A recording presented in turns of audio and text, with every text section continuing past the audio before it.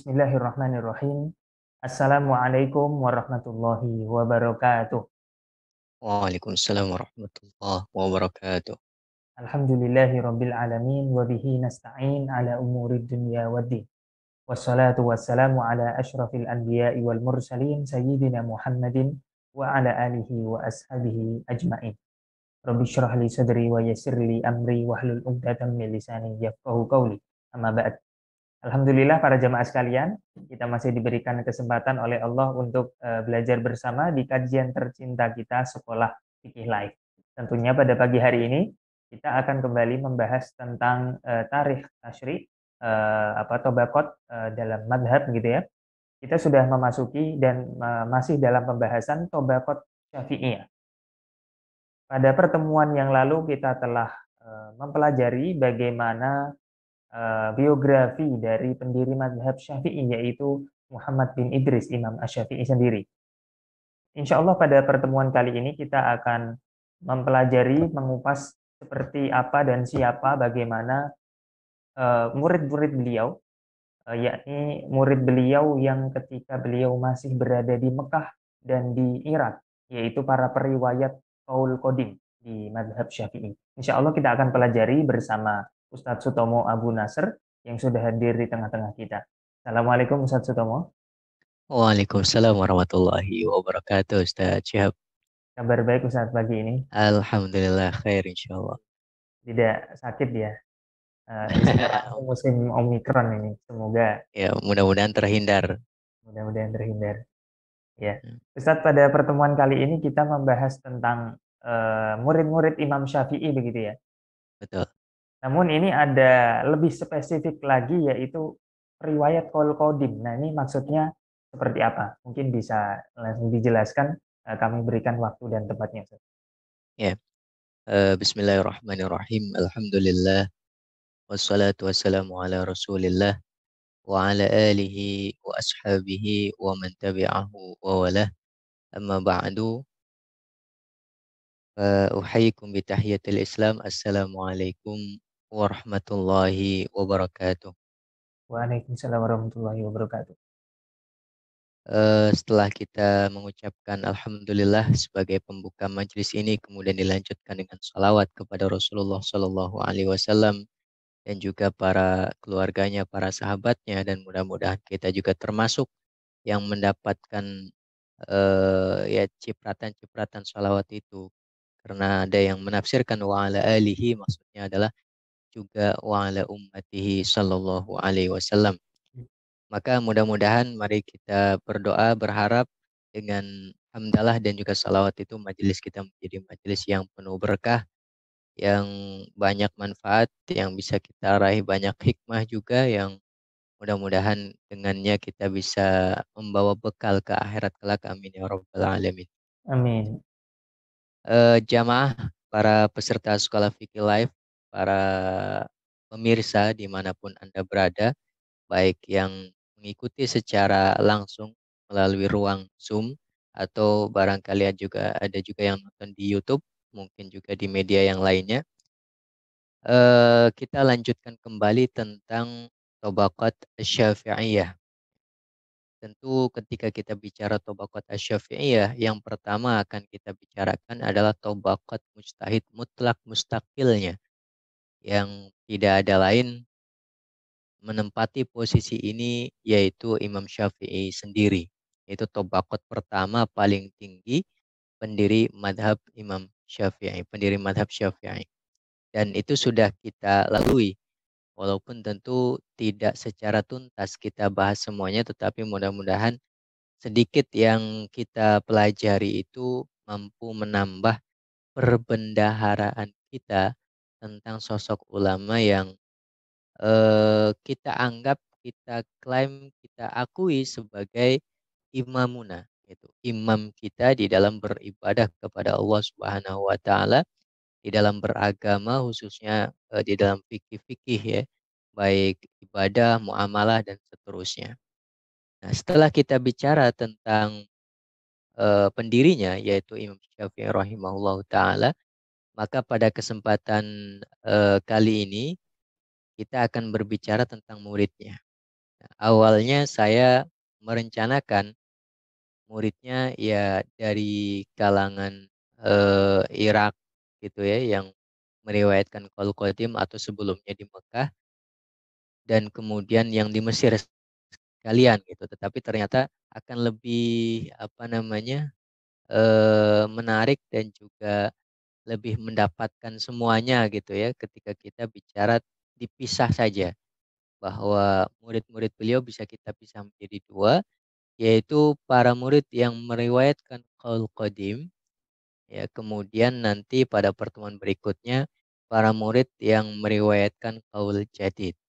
Nah, sekarang kita bicara tentang para periwayat qaul qadim.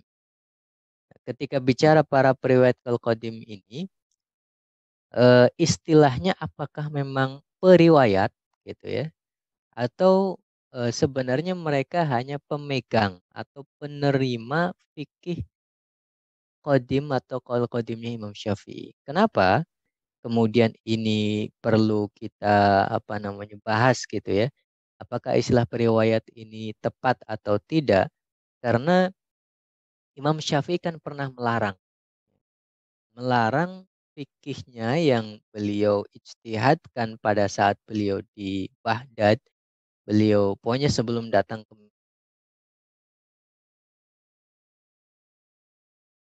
ajarkan, ya, melarang ini dijadikan sebagai fatwa, ya. Imam Syafi'i melarang ini semua dijadikan sebagai landasan di dalam beribadah dan seterusnya, gitu.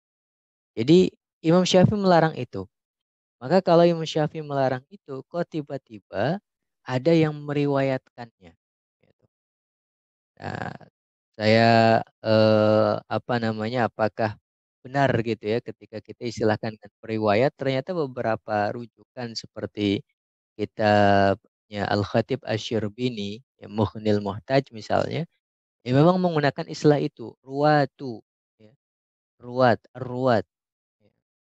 Eh, ruwatuhu maksudnya adalah para periwayat qaul qadim, waruwatuhu dan para periwayat qaul jadid seperti itu. Istilahnya rawi, ya, para periwayat gitu. Kadang-kadang ada yang menerjemahkan rawi itu dengan para perawi gitu. Padahal rawi itu sudah menunjukkan gitu, menunjukkan orang yang melakukan. Aktivitasnya namanya periwayatan, riwayat dalam bahasa Arab.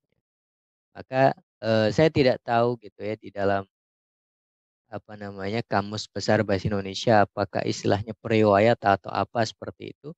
Tapi yang jelas yang meriwayatkan gitu, yang meriwayatkan. Nah, apakah boleh meriwayatkan padahal Imam Syafi'i sudah melarang? Ternyata yang dimaksud larangan ini oleh Imam Syafi'i bukan sekedar meriwayatkan, tetapi kalau pandangan-pandangan beliau yang merupakan qaul qadim itu dijadikan sebagai fatwa gitu ya, dijadikan sebagai landasan beribadah dan seterusnya, padahal beliau sudah menarik ya sebagian besar pandangan-pandangan qaul qadim itu agar tidak diamalkan gitu. Beliau sudah melepas diri, tidak bertanggung jawab gitu ya. Sudah istilahnya mengatakan itu mansuh kalau dalam istilah Al-Qur'annya gitu. Itu sudah tidak terpakai, itu sudah diganti, sudah ada yang terbaru. Kalau dalam bahasa undang-undangnya, undang-undang ini sudah apa istilahnya itu di eh, diganti gitu ya. Sudah tidak ada lagi yang lama sudah bisa tidak terpakai gitu.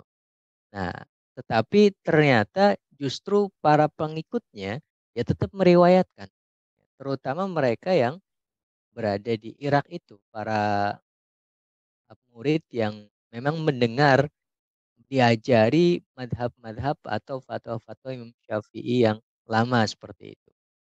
Maka istilahnya mereka adalah ruwatul qadim itu, para periwayat qaul qadim.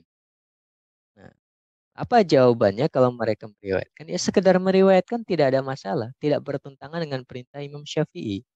Persis seperti ketika kita bicara tentang Al-Qur'an gitu ya. Kan ada ayat-ayat yang mansuh. Nah, mansuh itu kan ada yang mansuhut tilawah, ada yang mansuhul hukmi gitu.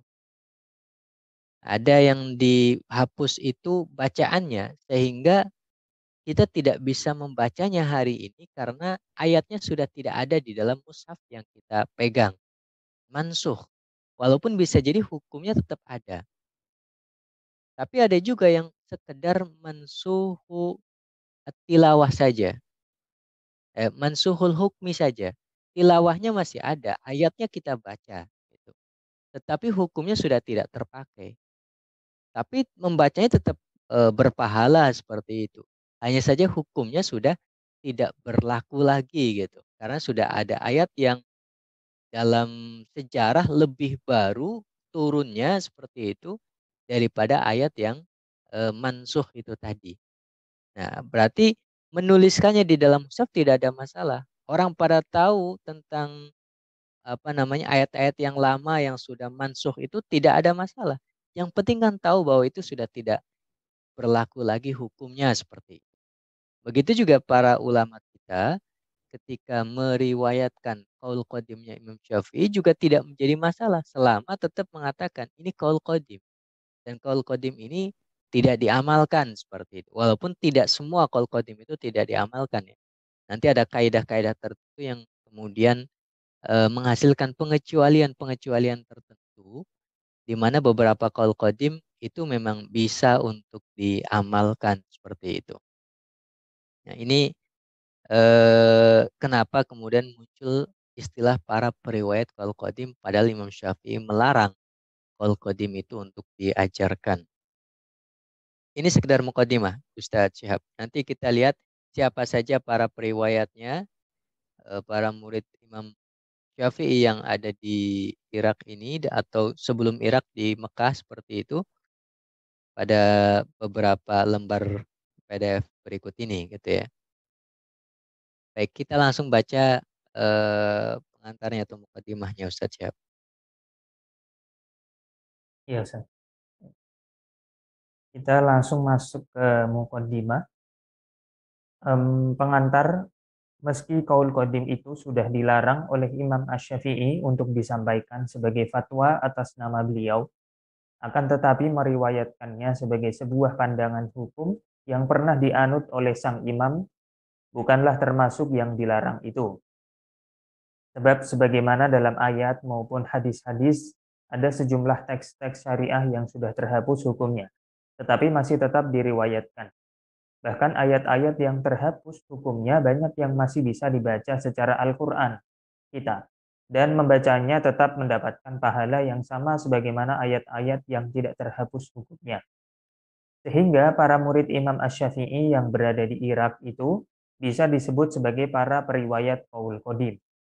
Meski mereka tahu bahwa kaul-kaul tersebut sudah tidak dipakai lagi oleh Imam Ash-Syafi'i.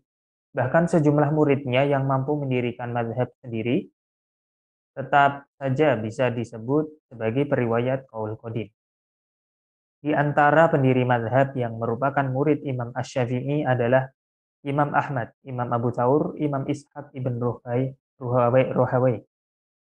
Karena karena profil Imam Ahmad akan menjadi pembahasan tersendiri dalam tema Tobaqot Al-Hanabilah, maka pada bab ini akan diketengahkan murid-murid Irak lainnya. Di antaranya adalah Abu Thawr yang sudah disebutkan, ada Al-Karabishi, dan ada Az-Za'farani. Mereka adalah para periwayat paling populer tentang Qaul Qadim. Mereka semua berasal dari wilayah Irak. Dan memang definisi yang berkembang tentang Qaul Qadim adalah pandangan Imam Ash-Syafi'i di Irak. Padahal sebelum ke Mesir, Imam Ash-Syafi'i sempat juga dalam waktu yang tidak sebentar untuk mengajarkan ilmunya di Mekah. Dan saat itu tidak sedikit murid yang belajar kepadanya. Hanya saja memang murid yang meriwayatkan fikihnya lebih banyak yang berasal dari Irak. Bahkan sebagian mereka yang dari Irak ini juga ikut belajar kepada Imam Ash-Syafi'i saat di Mekah. Karena pernah mengajar di Mekah, bahkan sebagian Ar-Risalah juga diriwayatkan ditulis di Mekah. Maka ada juga yang mendefinisikan Qaul Qadim dengan definisi yang lain, yaitu pandangan Imam Ash-Syafi'i saat di Mekah dan di Irak. Ya, ini tentang apa itu qaul qadim ya dan siapa periwayatnya dan seterusnya. Tadi yang pertama tentang larangan Imam Syafi'i meriwayatkan qaul qadim karena memang sudah dihapus. Beliau sudah tidak mengamalkan lagi, beliau sudah tidak menfatwakan lagi, sudah diganti seperti itu. Tetapi tetap diriwayatkan ya tidak ada masalah selama memang diriwayatkan sebagai bentuk informasi gitu bahwa ini adalah pandangan yang pernah dianut oleh Imam Asy-Syafi'i seperti itu. Ya, seperti dalam ayat Al-Qur'an ada nasih mansuh, hadis juga ada ya. Kita tahu ada hadis-hadis yang bunyinya kuntu nahaitukum an ziyaratil kubur gitu. Saya pernah melarang ziarah kubur. Eh, Ziarah kubur itu dilarang gitu. Tapi kan itu hadis yang sudah apa namanya tidak terpakai lagi hukumnya karena dalam prakteknya kemudian Rasul Shallallahu Alaihi Wasallam ya ziarah kubur, Aisyah ziarah kubur, bahkan beliau seorang wanita gitu ya, dan para sahabat juga melakukan ziarah kubur dan Rasul memang memerintahkan fazuruha gitu. Ziarah kuburlah kalian karena yang namanya ziarah itu bisa mengingatkan kalian akan kematian seperti itu. Ini ada hadis yang melarang ziarah kubur, ada hadis yang memerintahkan ziarah kubur. Tapi hadis yang melarang itu kalau kita ilustrasikan sebagai qaul qadim dan qaul jadid gitu ya, itu qaul qadim gitu. Dan yang baru itu sudah menjadi nasih penghapus hukum yang lama. Tapi yang qaul qadim ini ya tetap diriwayatkan sebagai sebuah hadis gitu ya. Dan tetap ada pahalanya ketika menghafal hadis-hadis itu dalam rangka menjaga agama ini dan seterusnya seperti itu. Karena proses ibadah bernama ziarah kubur ini sampai disyariatkan seperti apa, tentu di dalam penjelasannya juga perlu untuk menyampaikan bahwa dalam sejarahnya pernah ziarah kubur ini dilarang gitu. Ya, agar proses latar belakangnya awalnya bagaimana dan seterusnya biar menjadi semakin lengkap gitu ya. Komprehensif pengetahuan tentang syariat bernama ziarah kubur itu. Nah, sehingga apa yang disebut sebagai hadis-hadis yang terhapus hukumnya mansuh gitu ya. Seperti qaul qadim itu tadi, ya tetap bisa diriwayatkan. Nah, sehingga mereka yang disebut murid-murid Imam Syafi'i di Irak disebut sebagai ruwat, para periwayat. Gitu. Tapi hanya sekedar meriwayatkan. Ya. Mereka tidak mengamalkan. Ya, mereka tidak mengamalkan kecuali kalau memang dalam pandangan sebagian mereka yang levelnya sudah seperti Imam Syafi'i lalu atau sedikit di bawahnya gitu yang bisa mengatakan bahwa walaupun ini qaul qadim tetapi justru ini sangat berkesesuaian dengan hasil ijtihad yang saya lakukan gitu sehingga saya tetap mengamalkan ini sehingga sebenarnya yang dilakukan oleh murid Imam Syafi'i dengan level ini bukan mengamalkan secara langsung pandangan Imam Syafi'i, tetapi hasil ijtihadnya bisa dikatakan sama seperti hasil ijtihad qaul qadimnya Imam Syafi'i seperti itu. Dan itu banyak terjadi gitu ya, banyak terjadi. Nah, para periwayat qaul qadim ini rata-rata memang berada di Irak ya. Dan uniknya para murid Imam Syafi'i yang di Irak ini sebagiannya ya itu bisa mendirikan madhab-madhab sendiri. Ya, Irak itu kan terdiri dari Baghdad, Basrah, Kufah dan seterusnya itu. Nah di Baghdad itu ada Imam Ahmad bin Hambal, itu muridnya Imam Syafi'i, bikin madhab sendiri. Ada Imam Abu gitu ya, itu juga di dalam beberapa referensi disebutkan juga beliau mendirikan madhab sendiri seperti itu. Kemudian walaupun beberapa tobakoh tetap menyebut beliau sebagai apa namanya tobakoh pertama murid-murid Imam Syafi'i ya. Kemudian selain Abu Thawr ada Ishaq bin Rahawai gitu. Itu juga muridnya Imam Syafi'i. Ya, meskipun lebih kental dengan hadisnya, tetapi juga dikenal bahwa beliau mustahid yang memiliki madhab tersendiri di dalam fikih dan ada pengikutnya dan dalam beberapa waktu juga cukup eksis gitu madhabnya diikuti oleh beberapa apa namanya tempat ya di tengah-tengah kaum muslimin seperti itu.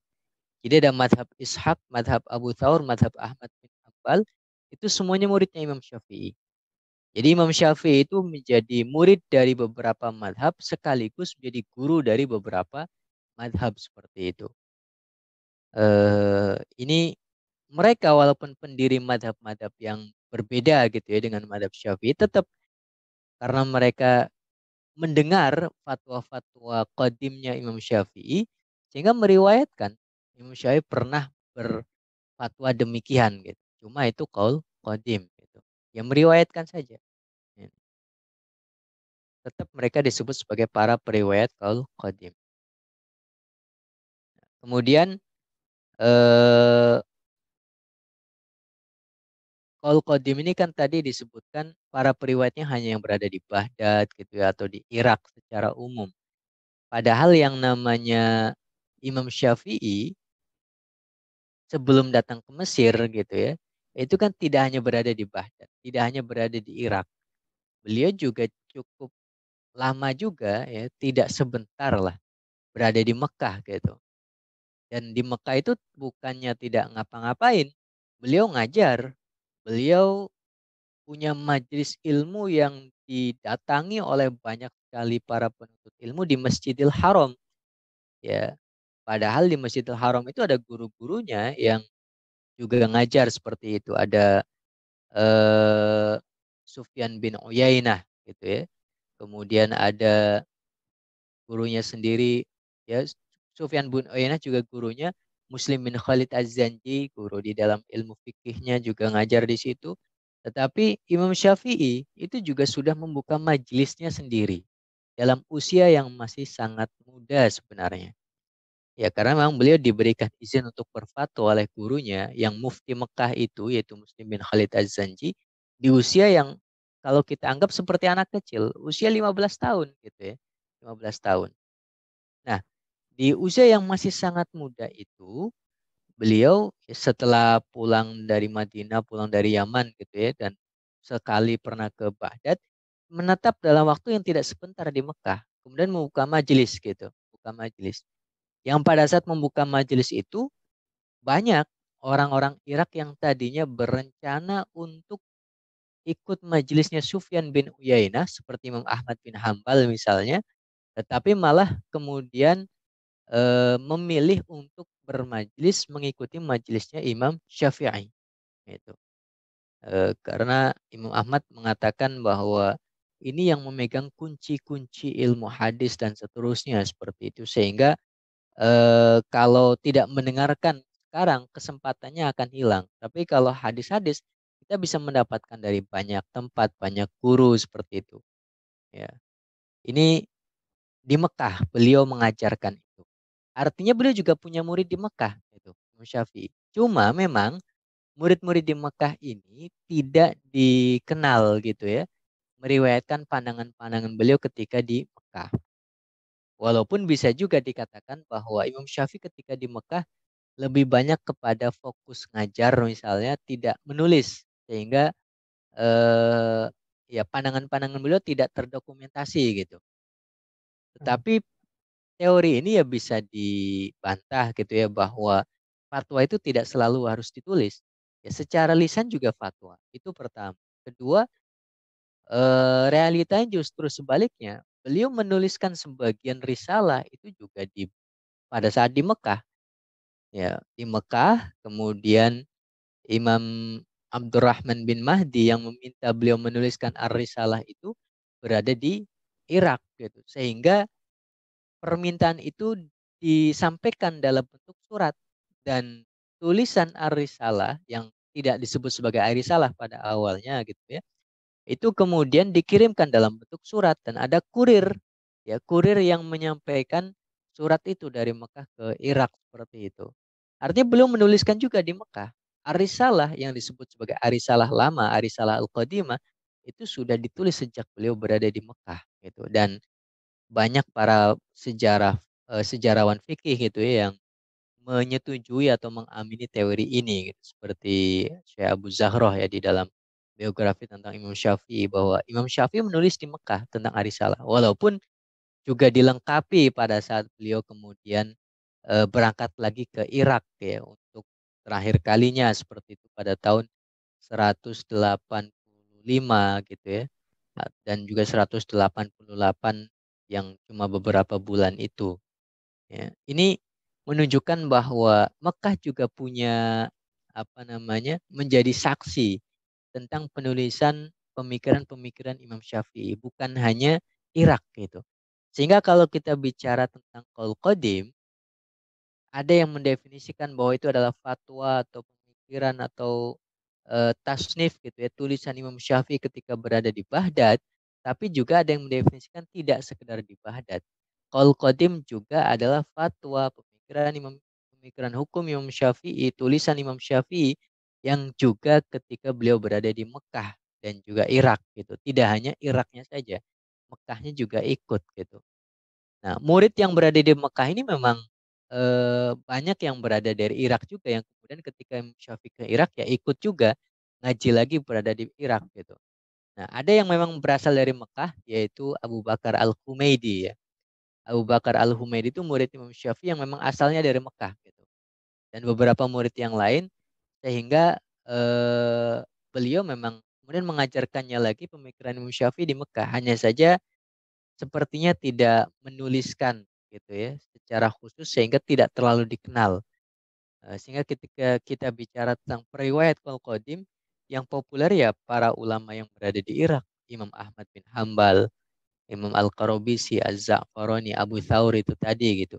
Sedangkan Abu Bakar Al-Humaidi seperti tidak disebutkan gitu oleh para sejarawan tentang periwayat Qaul Qadim.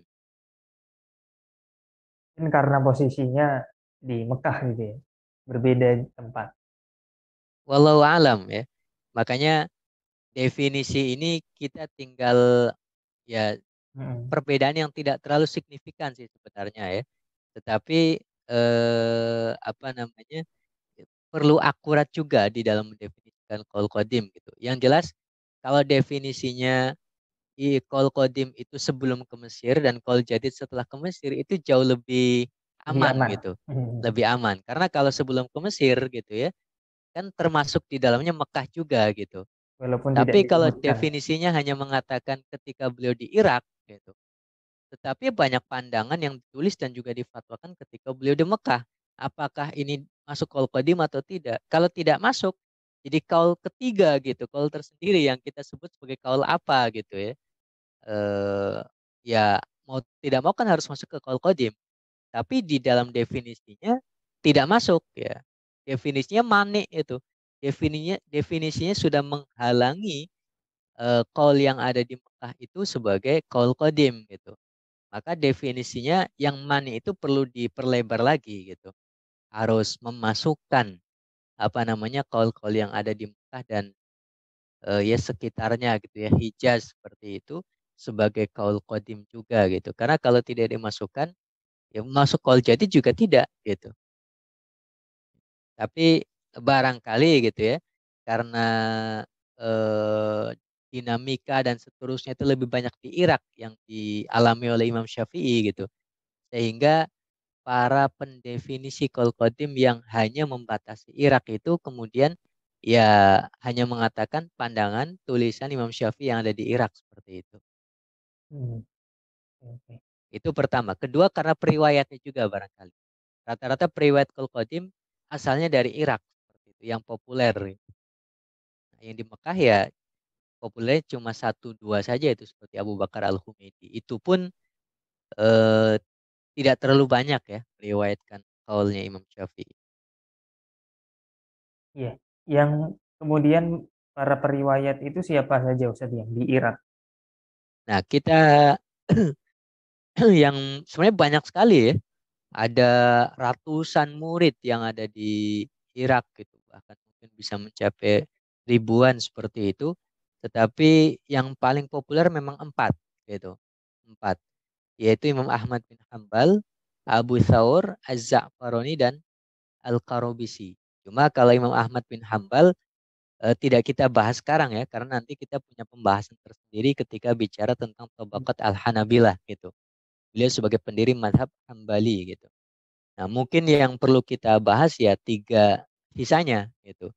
Abu Thawr, Az-Za'farani dan apa namanya Al-Qarabisi. Tetapi minimal kalau misalnya waktunya tidak cukup ya kita membahas Abu Thaurnya saja nggak ada masalah. Karena yang Az-Za'farani dan juga Al-Qarabisi sepertinya saya juga tidak terlalu lengkap di dalam eh, mencatatkan informasi-informasi tentang beliau gitu. Maka barangkali mari kita berkenalan Ustadz dengan siapa tokoh yang bernama Abu Thawr ini. Baik, Ustaz. Kalau begitu kita langsung baca bab satunya ya. Abu Betul. Thaur. Setiap manusia bisa berubah pemikirannya, termasuk dalam perubahan itu adalah perpindahan mazhab. Ada yang tadinya Syafi'i, kemudian pindah menjadi Hanafi. Ada juga yang sebaliknya. Dan beragam kasus pindah mazhab yang lainnya. Hal ini tentu sah-sah saja dan bukan merupakan dosa. Yang berdosa adalah ketika pindah agama dan agama asalnya adalah Islam. Perpindahan semacam ini disebut sebagai murtad. Tentang perpindahan mazhab, hal ini sudah terjadi sejak sangat dini sekali. Di masa Imam Asy-Syafi'i ada sejumlah tokoh yang tadinya bermazhab Hanafi, kemudian pindah dan mengikuti mazhab Syafi'i. Salah satu di antara tokoh itu adalah Abu Thawr. Padahal awal kedatangan Imam Asy-Syafi'i di Irak, Abu Thawr sempat meremehkannya karena Imam Asy-Syafi'i berasal dari Hijaz yang dikenal sebagai sumber ahlul hadis. Abu Thawr kemudian mencoba untuk menguji keilmuan Imam Asy-Syafi'i saat itu. Dan hasilnya Abu Thawr malah pindah madhab dari Hanafi menjadi Syafi'i. Ya, ini pengantarnya tentang sosok Abu Thawr ya. Sa pakai sa abatasa. Eh ya beliau awalnya pengikut madhab Hanafi, Ahlur Ra'yi gitu, Ahlur Ra'yi. Dan Ahlur Ra'yi banyak sekali di Irak karena memang Markas istilahnya desnya. markasnya gitu, basisnya Ahlur Ra'yi berada di sana. Ada Ahlul Hadis tapi jumlahnya sangat terbatas sekali gitu. eh Ya seperti Imam Ahmad bin Hambal itu masuk kelompok Ahlul Hadis gitu ya. Nah, Abu Thawr ini sebagai pengikut madhab Ahlur Ra'yi atau madhab Abu Hanifah, ya, beliau sangat apa namanya ya katakanlah fanatik gitu ya. Ya mendukung ya benar-benar menguasai juga karena beliau sangat alim juga seperti itu. Ya pernah belajar kepada para ulama-ulama yang bermadhab Hanafi seperti itu, guru-guru ahli ra'yi lah. Tetapi ya seperti banyak yang terjadi di masa itu juga, bukan hanya Abu Thawr gitu ya. Kemudian sejarah perpindahan madhab itu benar-benar terjadi. Gitu. Dan bukan hanya terjadi pada masa itu, sebelumnya juga sudah pernah ada ya. Pindah madhab itu satu hal yang wajar. Ya kayak Imam Syafi'i sendiri pindah dari qaul qadim ke qaul jadid kan juga perpindahan yang sama kurang lebih ya, walaupun itu qaulnya sendiri gitu. Nah, Abu Thawr ini apa namanya kenapa sampai pindah gitu ya? Ya barangkali Allah ingin menunjukkan bahwa apa yang awalnya beliau remehkan itu ternyata kemudian berubah menjadi sesuatu yang beliau sangat kagumi gitu.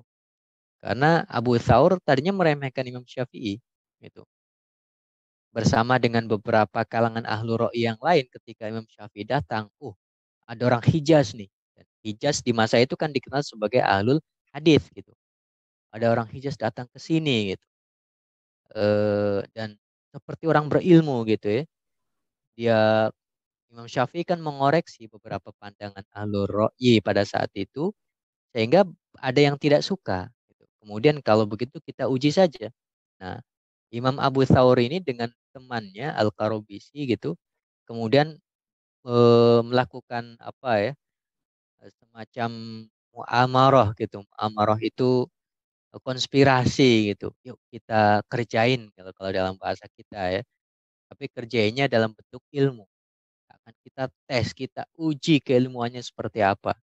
Karena orang-orang ahli hadis kan biasanya akan menghindar dengan perdebatan. Ketika ditanya A, B, C dan seterusnya biasanya tidak mau menjawab seperti itu. Nah, itu salah satu bentuk kekalahan dalam pandangan orang-orang ahlul roi.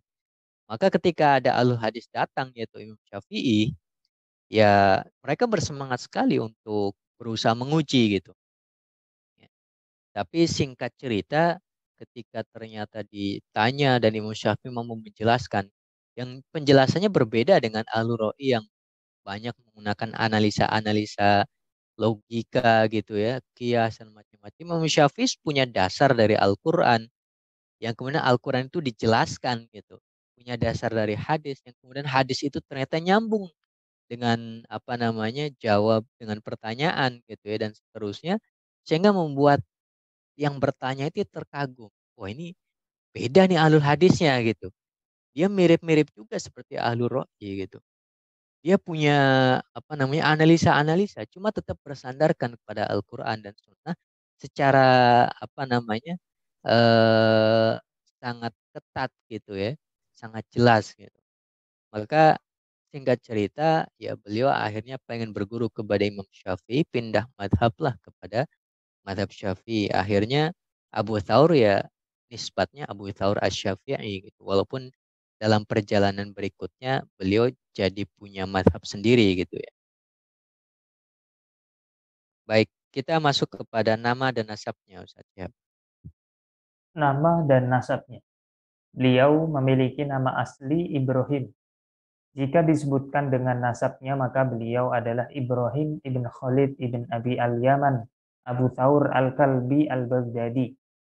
Abu Thawr sebagai nama populernya bukanlah sebuah kunyah, sebab nama kunyah beliau adalah Abi Abdillah. Ada yang mengatakan bahwa Abu Thawr adalah laqab atau nama julukan. Ya, ini namanya ya. Populernya Abu Thawr. Ya, kayak Abu Hanifah itu kan populernya Abu Hanifah. Padahal namanya bukan Abu Hanifah. Nama beliau itu Nu'man gitu. Tapi nama Nu'man malah tidak dikenal ya. Atau dikenal cuma kurang populer seperti itu. Sama seperti Abu Hanifah ini, Abu Thawr. Ya. Itu namanya sebenarnya Ibrahim.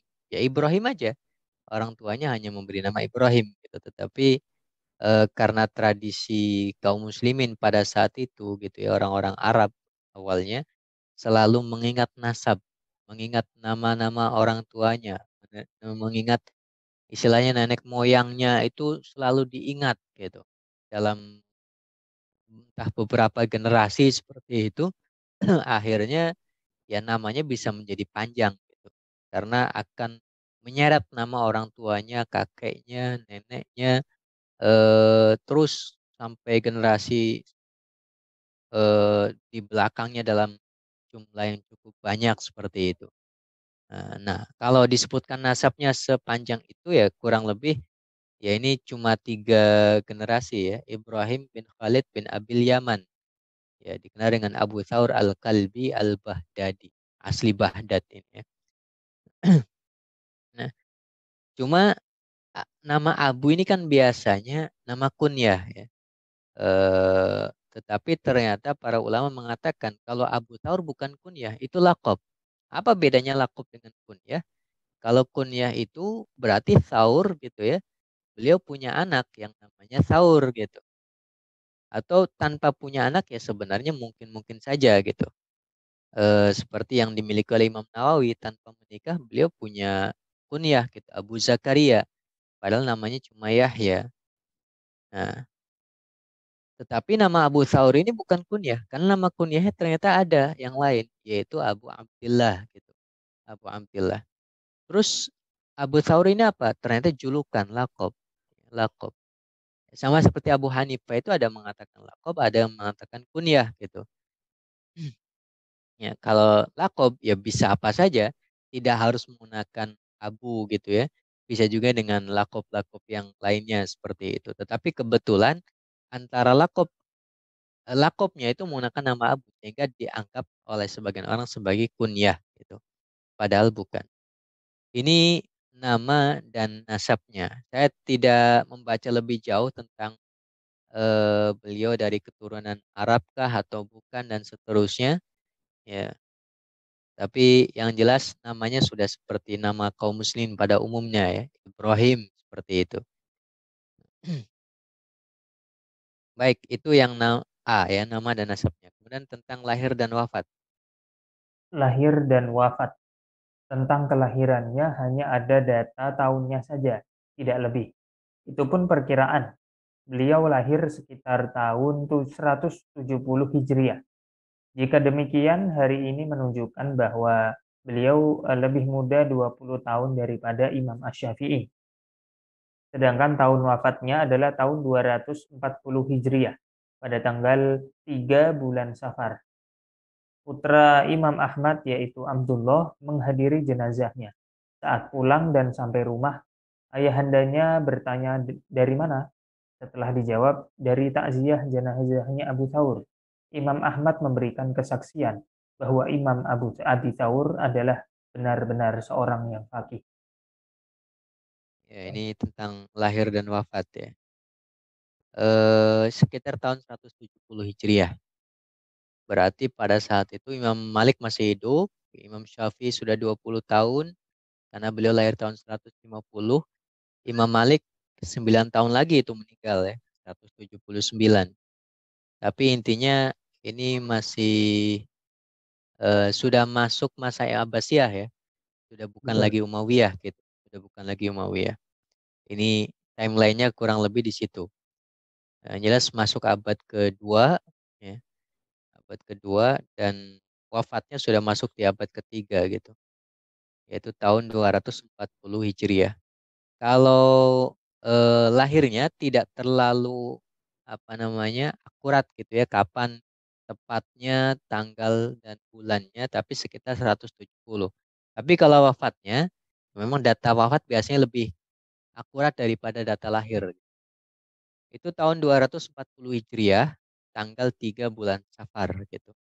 Tanggal 3 bulan Safar. Nah, karena beliau di Baghdad, berarti kan para ulama-ulama Baghdad ya menghadiri jenazahnya, bertakziah dan seterusnya.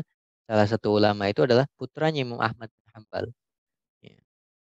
Dan entah ini ceritanya apakah jenazah sudah dikuburkan atau belum dan seterusnya. Yang jelas putranya Imam Ahmad bin Hambal ini baru saja bertakziah gitu ya ke jenazahnya Imam Abu Thawr gitu pada saat beliau wafat. Nah, kemudian pulang ke rumah, sampai rumah ditanya sama ayahnya Imam Ahmad, dari mana kamu? Abdullah gitu. Nah, kemudian Abdullah menjawab, saya baru saja dari jenazahnya Abu Thawr. Abu Thawr meninggal. Gitu. Maka beliau kemudian Imam Ahmad mengatakan bahwa sungguh yang namanya Abu Thawr itu benar-benar seorang faqih gitu. Benar-benar seorang faqih. Nah, itulah kesaksian yang disampaikan oleh Muhammad pada saat Abu Thawr meninggal gitu. Ini tentang meninggalnya atau wafatnya Imam Abu Thawr. Bagaimana beliau menuntut ilmu? Kita lihat tentang guru-gurunya, kemudian bagaimana apa namanya awal belajarnya dan ilmu apa saja yang kira-kira beliau pelajari. Hmm. Menuntut ilmu. Yang C menuntut ilmu. Yang pertama adalah guru-guru beliau. Abu Thawr tidak hanya belajar di Baghdad saja. Beliau melakukan rihlah atau pengembaraan mencari ilmu ke berbagai penjuru dunia Islam. Di Mekah, beliau belajar kepada Imam Sufyan ibn Uyainah, yang juga merupakan guru dari Imam Ash-Syafi'i.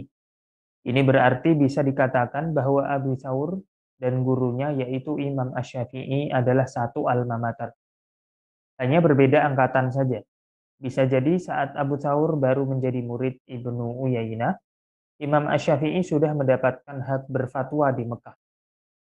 Guru-gurunya yang lain adalah Ismail ibn Aliyah, Waqi' Abu Muawiyah Az-Zahir, Ubaidah ibn Hamid, Yazid ibn Harun, Abdurrahman ibn Mahdi, dan tentu saja Muhammad ibn Idris atau Imam Ash-Syafi'i. Ya, ini tentang guru-gurunya Imam Abu Thawr ya. Eh, Walaupun beliau berada di Baghdad, tapi satu tradisi di masa itu, setiap orang penuntut ilmu itu akan melakukan rihlah pengembaraan ilmiah ke berbagai tempat. Meskipun pengembaraannya tidak seperti hari ini yang bisa naik transportasi yang begitu mudah, cepat, dan seterusnya. Yang penting punya biaya gitu ya. Kalau di masa lalu bukan hanya biaya, ya butuh energi yang sangat amat kuat gitu. Karena perjalanannya jauh ya, dalam waktu yang sangat amat lama seperti itu dan bisa menghabiskan biaya yang sangat banyak sebenarnya. Tapi Benar-benar. demi ilmu gitu ya, dan ilmu itu mudah jalan ke surga, itu tetap akan dilakukan oleh para ulama kita gitu. Dan salah satunya adalah Abu Thawr dari Baghdad ke Mekah. Kenapa ke Mekah? Ya pertama ini majlisnya berada di Masjidil Haram. Satu kemuliaan tersendiri belajar di Masjidil Haram seperti itu. Dan para ulamanya ulama-ulama yang merupakan warosah gitu ya, ahli warisnya ilmu Abdullah bin Abbas gitu. Ahli warisnya Mu'ad bin Jabal ya. Mu'ad bin Jabal kan setel dari Yaman, kemudian beliau ditugasi untuk mendidik masyarakat Mekah gitu. Kemudian Mu'ad bin Jabal, Abdullah bin Abbas menurunkan gitu ya. Para ulama tabi'in ada Atha bin Abdul Rabbah, ada Mujahid dan banyak para ulama tabi'in yang lainnya. Nah, dari para ulama tabi'in inilah yang kemudian menurunkan Sufyan bin Uyainah gitu. Jadi Sufyan bin Uyainah itu pewaris gitu atau ahli waris ya. Ahli waris dari ilmunya Abdullah bin Abbas atau ilmunya sahabat yang ada di Mekah. Maka bukan hanya karena tempatnya yang mulia, tempatnya yang sakral, suci, Mekah seperti itu, tetapi karena ilmu di situ juga luar biasa gitu. Maka kemudian kita menyaksikan banyak orang menjadikan Mekah sebagai destinasi mencari ilmu juga. Apalagi kemudian muncul Imam Syafi'i gitu. Muncul Imam Syafi'i. Sebelumnya ada Muslim bin Khalid Az-Zanji itu tadi gitu ya, dan seterusnya. Maka banyak yang belajar ke sana. Abu Thawr juga sama. Cuma Abu Thawr ke Mekah barangkali di usia yang ya Imam Syafi'i sudah mengajar, Imam Syafi'i sudah melalang buana kemana-mana gitu. Ketika Abu Thawr ke sana bisa jadi Imam Syafi'i sudah punya majelis di Masjidil Haram gitu. Tetapi kan yang didatangi oleh Imam Abu Thawr itu Sufyan bin Uyainah yang juga merupakan guru Imam Syafi'i di masa kecilnya seperti itu. Eh, Artinya antara Abu Thawr dengan Imam Syafi'i memiliki hubungan sebagai sama-sama murid gitu. Katakanlah kalau hari ini ya satu alma mater gitu. Cuma beda generasi, beda angkatan yang jaraknya memang sangat jauh seperti itu. Selisih usianya kan 20 tahun gitu, 20 tahun. Ya bisa jadi hari ini mungkin ada orang yang sudah lulus jadi guru besar karena apa namanya dulu kampusnya berada di kampus A. Nah, kemudian ada mahasiswa yang baru belajar di kampus A tersebut. Kan bisa dikatakan guru besar ini kakak kelasnya juga gitu. Cuma beda generasi aja gitu. Tapi gurunya sama, yaitu Sufyan bin Uyainah. Sufyan bin Uyainah. Ini yang di Mekah. Nah, kemudian yang di Baghdad ya ada Waqi' Ibn Al-Jarrah yang juga sama-sama merupakan guru Imam Syafi'i juga gitu. Jadi antara Abu Thawr dengan Imam Syafi'i memiliki guru yang sama gitu ya. Walaupun Imam Syafi'i adalah juga gurunya Abu Thawr gitu. Tapi hal ini bukan merupakan hal yang aneh kalau di masa lalu ya. Dalam tradisi menuntut ilmu di masa lalu, yang namanya umur itu bukan hal yang menjadi pertimbangan. Pertimbangan, pertimbangan utamanya adalah ilmu. Bisa jadi ada orang yang lebih sepuh, lebih berumur gitu daripada gurunya. Ya, karena memang punya ilmu banyak dan seterusnya, ya tidak ada masalah kemudian duduk di majelisnya. Ya, ya seperti yang dialami oleh Imam Syafi'i ketika beliau diminta oleh Abdurrahman bin Mahdi gitu. Padahal Abdurrahman bin Mahdi ya sedikit lebih senior lah daripada Imam Syafi'i seperti itu. Tapi ya tetap Abdurrahman bin Mahdi bisa dikatakan muridnya Imam Syafi'i gitu. Muridnya Imam Syafi'i. Ya karena keterhormatan itu bukan terletak pada senioritas umur gitu, tetapi pada ilmu yang dimiliki oleh seseorang seperti itu. Sehingga Imam Syafi'i dihormati meskipun masih muda seperti itu dihormati oleh banyak ulama yang usianya jauh lebih tua, lebih sepuh seperti itu. Dan Abu Thawr tidak ada masalah ya, Imam Syafi'i tidak ada masalah gurunya sama dengan Imam Syafi'i itu yang merupakan gurunya sendiri itu. Kemudian ada Muawiyah Al-Dharir, Ubaidah bin Hamid, Yazid bin Harun ya. Abdurrahman bin Mahdi itu sendiri tadi gitu ya, itu juga gurunya Imam ini bukan gurunya tapi muridnya Imam Syafi'i. Nah, kemudian Muhammad bin Idris Asy-Syafi'i sendiri ya yang eh, menjadi guru beliau ketika berada di Baghdad yang awalnya itu diremehkan gitu, tapi akhirnya beliau takjub dengan pemikiran dan ilmunya Imam Asy-Syafi'i. Ini tentang guru-gurunya Abu Thaur. Kemudian yang kedua, sejarah awalnya beliau bagaimana gitu. Yang kedua adalah awalnya belajar dari kalangan ahlur ra'yi. Sebagai penduduk wilayah di mana ahlur ra'yi tersebar luas dan sangat dominan, wajar jika Abu Thawr juga kemudian belajar langsung dari para ulama ahlul ra'yi itu. Abu Thawr pernah belajar kepada Muhammad ibn al-Hasan. Namun setelah kedatangan Asy-Syafi'i, Abu Thawr meninggalkan majelisnya Muhammad ibn al-Hasan. Bahkan pernah suatu ketika Abu Thawr akhirnya mengunggulkan fikih Syafi'i dibanding fikih ahli Ra'i. Kata Abu Thawr, Imam Asy-Syafi'i itu lebih alim daripada Abu Hanifah dan guru-gurunya. Ya, ini awal mulanya ya. Jadi beliau dari kalangan ahlu ro'i seperti yang tadi sebelumnya disebutkan ya. Karena memang ya dominan sekali ahlu ro'i di masa itu sebelum kedatangan Imam Syafi'i seperti itu. Nah, ketika Imam Syafi'i datang, Abu Thawr awalnya meremehkan. Beliau muridnya Muhammad bin Hasan gitu. Muridnya para ulama lain yang bermadhab Hanafi. Tapi ketika Imam Syafi'i datang karena berasal dari Hijaz gitu. Akhirnya mengajak Al-Karobisi dan juga beberapa temannya untuk menguji keilmuan Imam Syafi'i tadi itu. Ya, tapi ternyata jawaban yang disampaikan oleh Imam Syafi'i justru membuat Imam Abu Thawr merasa kaget, heran dan takjub seperti itu loh. Ternyata Ahlul Hijaz, Ahlul Hadis yang ada di Hijaz tidak semuanya tidak mau menjawab. Tidak semuanya hanya menyampaikan Al-Quran dan Sunnah saja gitu sebagai argumentasi, tetapi juga ya analisa-analisa logika dan seterusnya juga dimiliki seperti itu. Karena Imam Syafi'i juga sebelumnya sudah pernah bertemu gitu ya dengan Muhammad bin Hasan Asy-Syaibani. Sehingga tahulah tentang fikih halur ra'i seperti itu. Ya, sampai kemudian suatu ketika kalangan alul hadis yang ada di Irak ya. Jadi alul hadis itu tidak hanya berada di Hijaz gitu. Di Irak pun ada alul hadis gitu. Walaupun jumlahnya kalah dengan alul ro'i karena basisnya alul ro'i di sana gitu.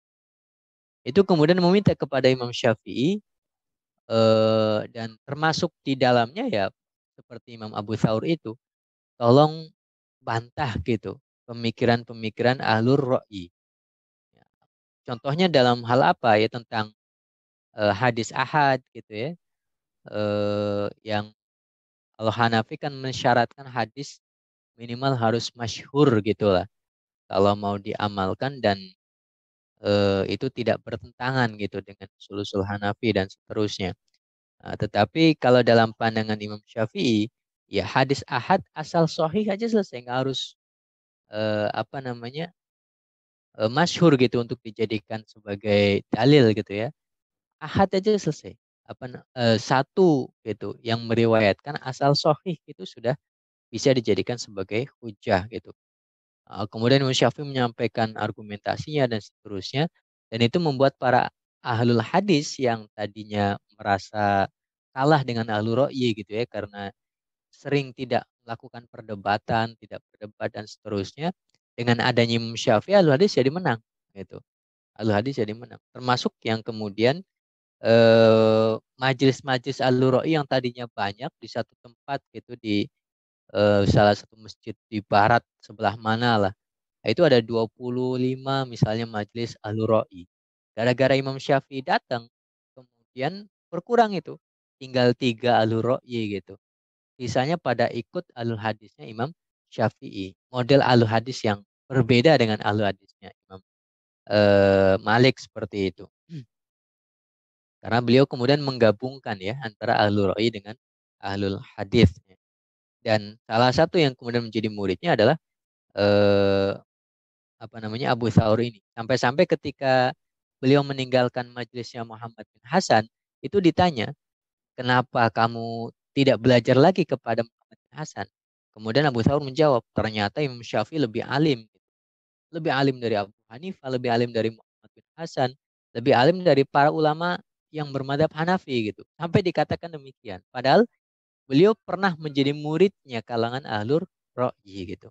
Tapi sangat mengagumi keilmuan Imam Asy-Syafi'i walaupun awalnya itu sempat meremehkan gitu. Meremehkan keilmuan Imam Syafi'i. Ya akhirnya pindah madhab dan meninggalkan majelis-majelis Al-Ra'i, pindah ke majelisnya Imam Asy-Syafi'i rahimahullah ta'ala. Dan itu dalam waktu yang singkat ya. Karena Imam Syafi'i kan aslinya orang Mekah. Di Irak itu cuma datang kalau katakanlah kalau kita mengikuti yang versi 3 kali gitu. Tahun 185 datang ke sana. Itu cuma sampai 3 tahun lah kurang lebih. Itu awalnya tidak langsung mengajarkan madhab. Belajar dulu Imam Syafi'i. Belajar fikih ahli ro'yi gitu. Sampai tahun 189. Nanti tahun 195 datang lagi. Sekitar 2 tahun 197 pulang. Nanti 198 cuma beberapa bulan saja, tidak lama seperti itu. Beliau kemudian meninggalkan Baghdad karena kondisinya saat itu Al-Ma'mun lagi gencar-gencarnya menyerang ulama yang tidak mau mengatakan Al-Quran makhluk ya. Akhirnya lebih memilih untuk meninggalkan Baghdad dan pergi ke Mesir seperti itu. Nah, yang ketiga cuma beberapa bulan.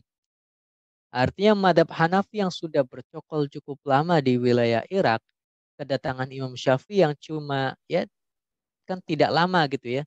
3 tahun menetap, pulang lagi ke Mekah, kemudian datang lagi cuma berapa tahun, tidak lama 2 tahunan, pulang lagi dan yang ketiga cuma berapa bulan, mampu merubah gitu, merubah apa namanya atmosfer pemikiran yang tadinya didominasi oleh ahlu ro'i, tiba-tiba pada meninggalkan ahlu ro'i seperti itu. Nah, salah satunya adalah Imam Abu Thawr ini yang kemudian menjadi ulama besar, pendiri madhab sendiri gitu ya, yaitu madhab Abu Thawr. Yang ketiga, bukan hanya ilmu fikih. Tiga, bukan hanya ilmu fikih. Sebagai seorang fakih yang sampai level mujtahid mutlak, keilmuan yang dimiliki Abu Thawr tidaklah terbatas pada fikih saja. Beliau juga seorang yang meriwayatkan hadis-hadis Nabi Shallallahu Alaihi Wasallam. Oleh karena itu bisa didapati dalam kitab-kitab hadis ada nama beliau sebagai salah satu rawi dalam rangkaian sanadnya. Imam Muslim misalnya juga meriwayatkan sejumlah hadis dari Imam Abu Thawr. Ya, ini sekedar tambahan ya, bahwa meskipun beliau mujtahid mutlak dalam ilmu fikih, pakar fikih dan seterusnya, tapi kalau levelnya mujtahid mutlak biasanya gitu, perbendaharaan ilmunya itu tidak terbatas pada satu disiplin ilmu saja, yaitu ilmu fikih itu sendiri. Tidak, tetapi juga ada perbendaharaan ilmu lain yang harus dimiliki sebagai seorang mujtahid mutlak gitu. Maka Imam Abu Hanifah, Imam Muhammad bin Hasan Asy-Syaibani, Al-Qadi Yusuf dan seterusnya, walaupun mereka dikenal sebagai ahlu ro'yi ya, yang katanya oleh sebagian pihak itu dikatakan hadisnya sedikit dan macam-macam, itu ya tidak bisa diterima redaksi sedikit itu sebagai berarti nggak tahu hadis kecuali sedikit. Tidak, banyak yang diketahui gitu, banyak yang diketahui. Beliau punya musnad Abu Hanifah dan macam-macam itu. Ya, Imam Muhammad bin Hasan Asy-Syaibani sendiri meriwayatkan Al-Muwatta'nya Imam Malik ya, dan seterusnya.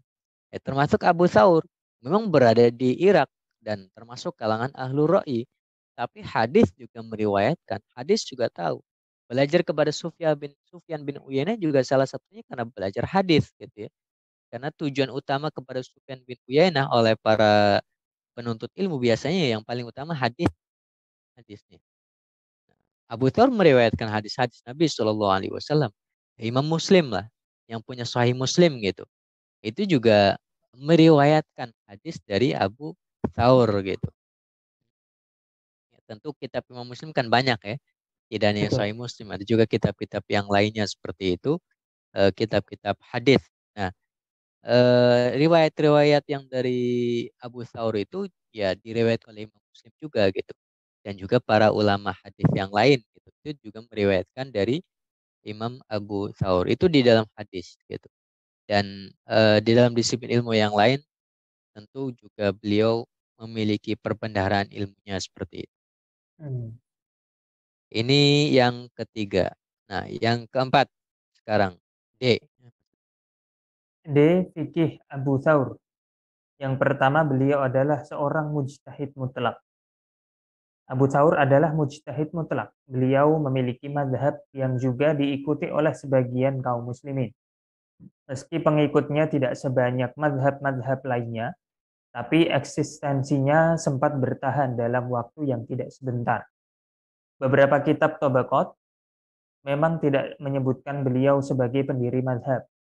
Kitab Al-Fawaid Al-Makkiyah misalnya, saat berbicara tentang madhab-madhab, hanya menyebutkan 11 madhab tanpa menyebutkan madhab Abu Thawr.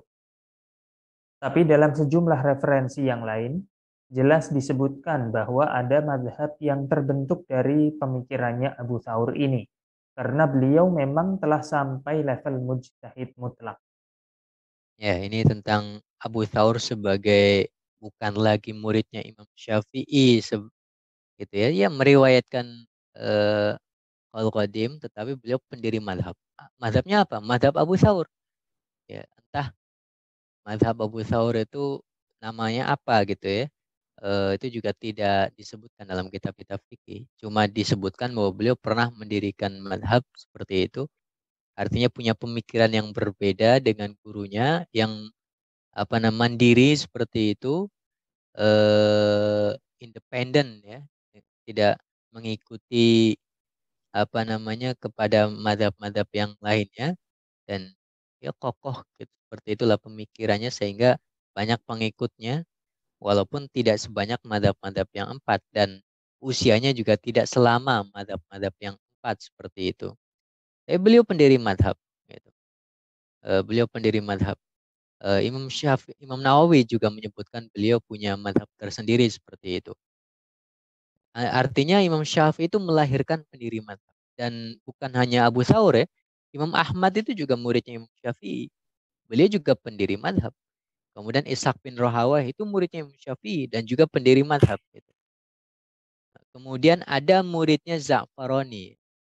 Kayak Ibnu Jarir atau Bari itu muridnya Imam yang menjadi muridnya Imam Syafi'i. Ya, cucu murid lah. Mhm. Ibnu Jarir sama Daud bin Ali al-Dhahiri gitu. Itu madhab Dhahiri. Jadi ada madhab Ibnu Jarir atau madhab eh, Jariri gitu ya. Kemudian madhab Daud bin Ali itu madhab Dhahiri. Itu gurunya Daud bin Ali, gurunya Ibnu Jarir itu muridnya Imam Syafi'i. Ya, antara Az-Za'faroni seperti itu. Nah, artinya ada 5 madhab nih yang merupakan keturunan madhab Syafi'i gitu. Ya, keturunan dari sisi nasab gitu ya, bukan dari sisi pemikiran secara utuh gitu, tapi gurunya itu adalah madhab Syafi'i. Madhab Ahmad bin Hambal, madhab Abu Thawr, madhab Ishaq bin Rahawai, kemudian madhabnya Ibnu Jarir ya, dan madhabnya eh, Dohiri itu Daud bin Ali. Ini 5 madhab yang merupakan murid gitu, murid dari Imam Syafi'i. Nah, selain madhab yang mendirikan madhab ini gitu ya, madhabnya Imam Syafi'i juga madhab yang lahir atas gabungan dari beberapa madhab. Gitu. Tadi kan cuma alur hadis, alur ra'yi gitu ya. Bukan hanya itu sebenarnya. Imam Syafi'i itu melakukan rihlah ke beberapa tempat. Beliau murid Mekah. Mekah itu siapa? Sufyan bin Uyainah. Sufyan bin Uyainah itu pendiri madhab juga gitu. Kemudian pergi ke Madinah menjadi muridnya Imam Malik. Imam Malik adalah pendiri madhab juga. Pergi ke Irak itu menjadi muridnya Muhammad bin Hasan Asy-Syaibani madhab Hanafi. Jadi beliau punya guru 3 madhab. Sufyan bin Uyainah, kemudian Imam Malik dan madhab Hanafi yang ada di Irak melalui Muhammad bin Hasan Asy-Syaibani.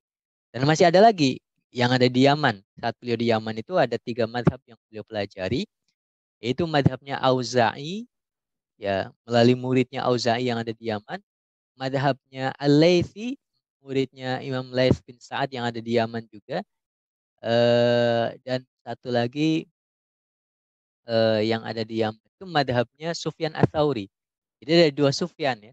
Sufyan bin Uyainah yang di Mekah dan Sufyan Ats-Tsauri yang ada di Kufah. Nah, Sufyan Ats-Tsauri di Kufah juga punya madhab yang berbeda dengan madhabnya Imam Abu Hanifah. Kalau Sufyan Ats-Tsauri agak lebih dekat lah dengan Al-Hadis gitu. Walaupun berbeda juga dengan Imam Ahmad bin Hambal gitu. Nah, Sufyan Ats-Tsauri punya murid yang ada di Yaman dan Imam Syafi'i belajar dari muridnya ini madhabnya Sufyan Ats-Tsauri, madhabnya Auza'i, madhabnya apa namanya Al-Laits bin Sa'ad. Jadi Hmm. ada tiga madhab tadi yang di Yaman, kemudian tiga lagi yang ada di Mekah, Madinah, dan Kufah. Itu enam. Ya. Enam melahirkan madhab Syafi'i.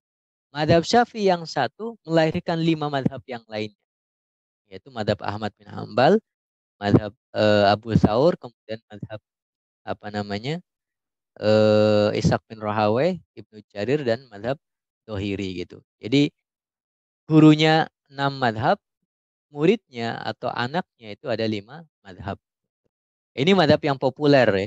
Dan bisa jadi beliau juga belajar kepada Hasan Hmm. Al-Basri yang juga punya madhab gitu ya. Tapi saya tidak menemukan muridnya Hasan Al-Basri yang mana nih kira-kira yang menjadi gurunya Imam Syafi'i seperti itu. Hmm.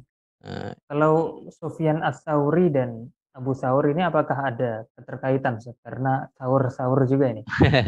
beda ya itu dua apa namanya dua nama yang berbeda ya, kita telinganya seperti menganggap sama saja gitu.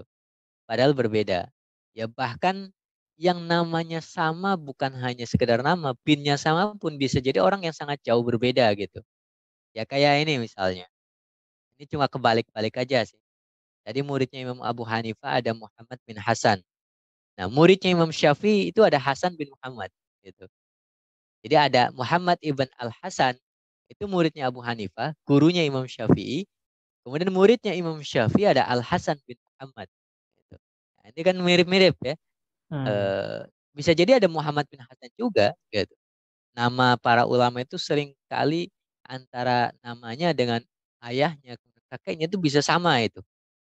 Dan itu sangat membingungkan, sangat membingungkan. Tapi ternyata tidak saling berhubungan nasab darahnya atau apanya Mitra. gitu, berjauhan tempat dan macam-macam. Nah, ini antara Sufyan Ats-Tsauri dengan Abu Thawr itu dua tokoh yang berbeda dan juga tidak memiliki hubungan apa-apa gitu ya. Ya lingkungannya di Irak saja, sama-sama di Irak gitu. Satu di Kufah, satu Baghdad.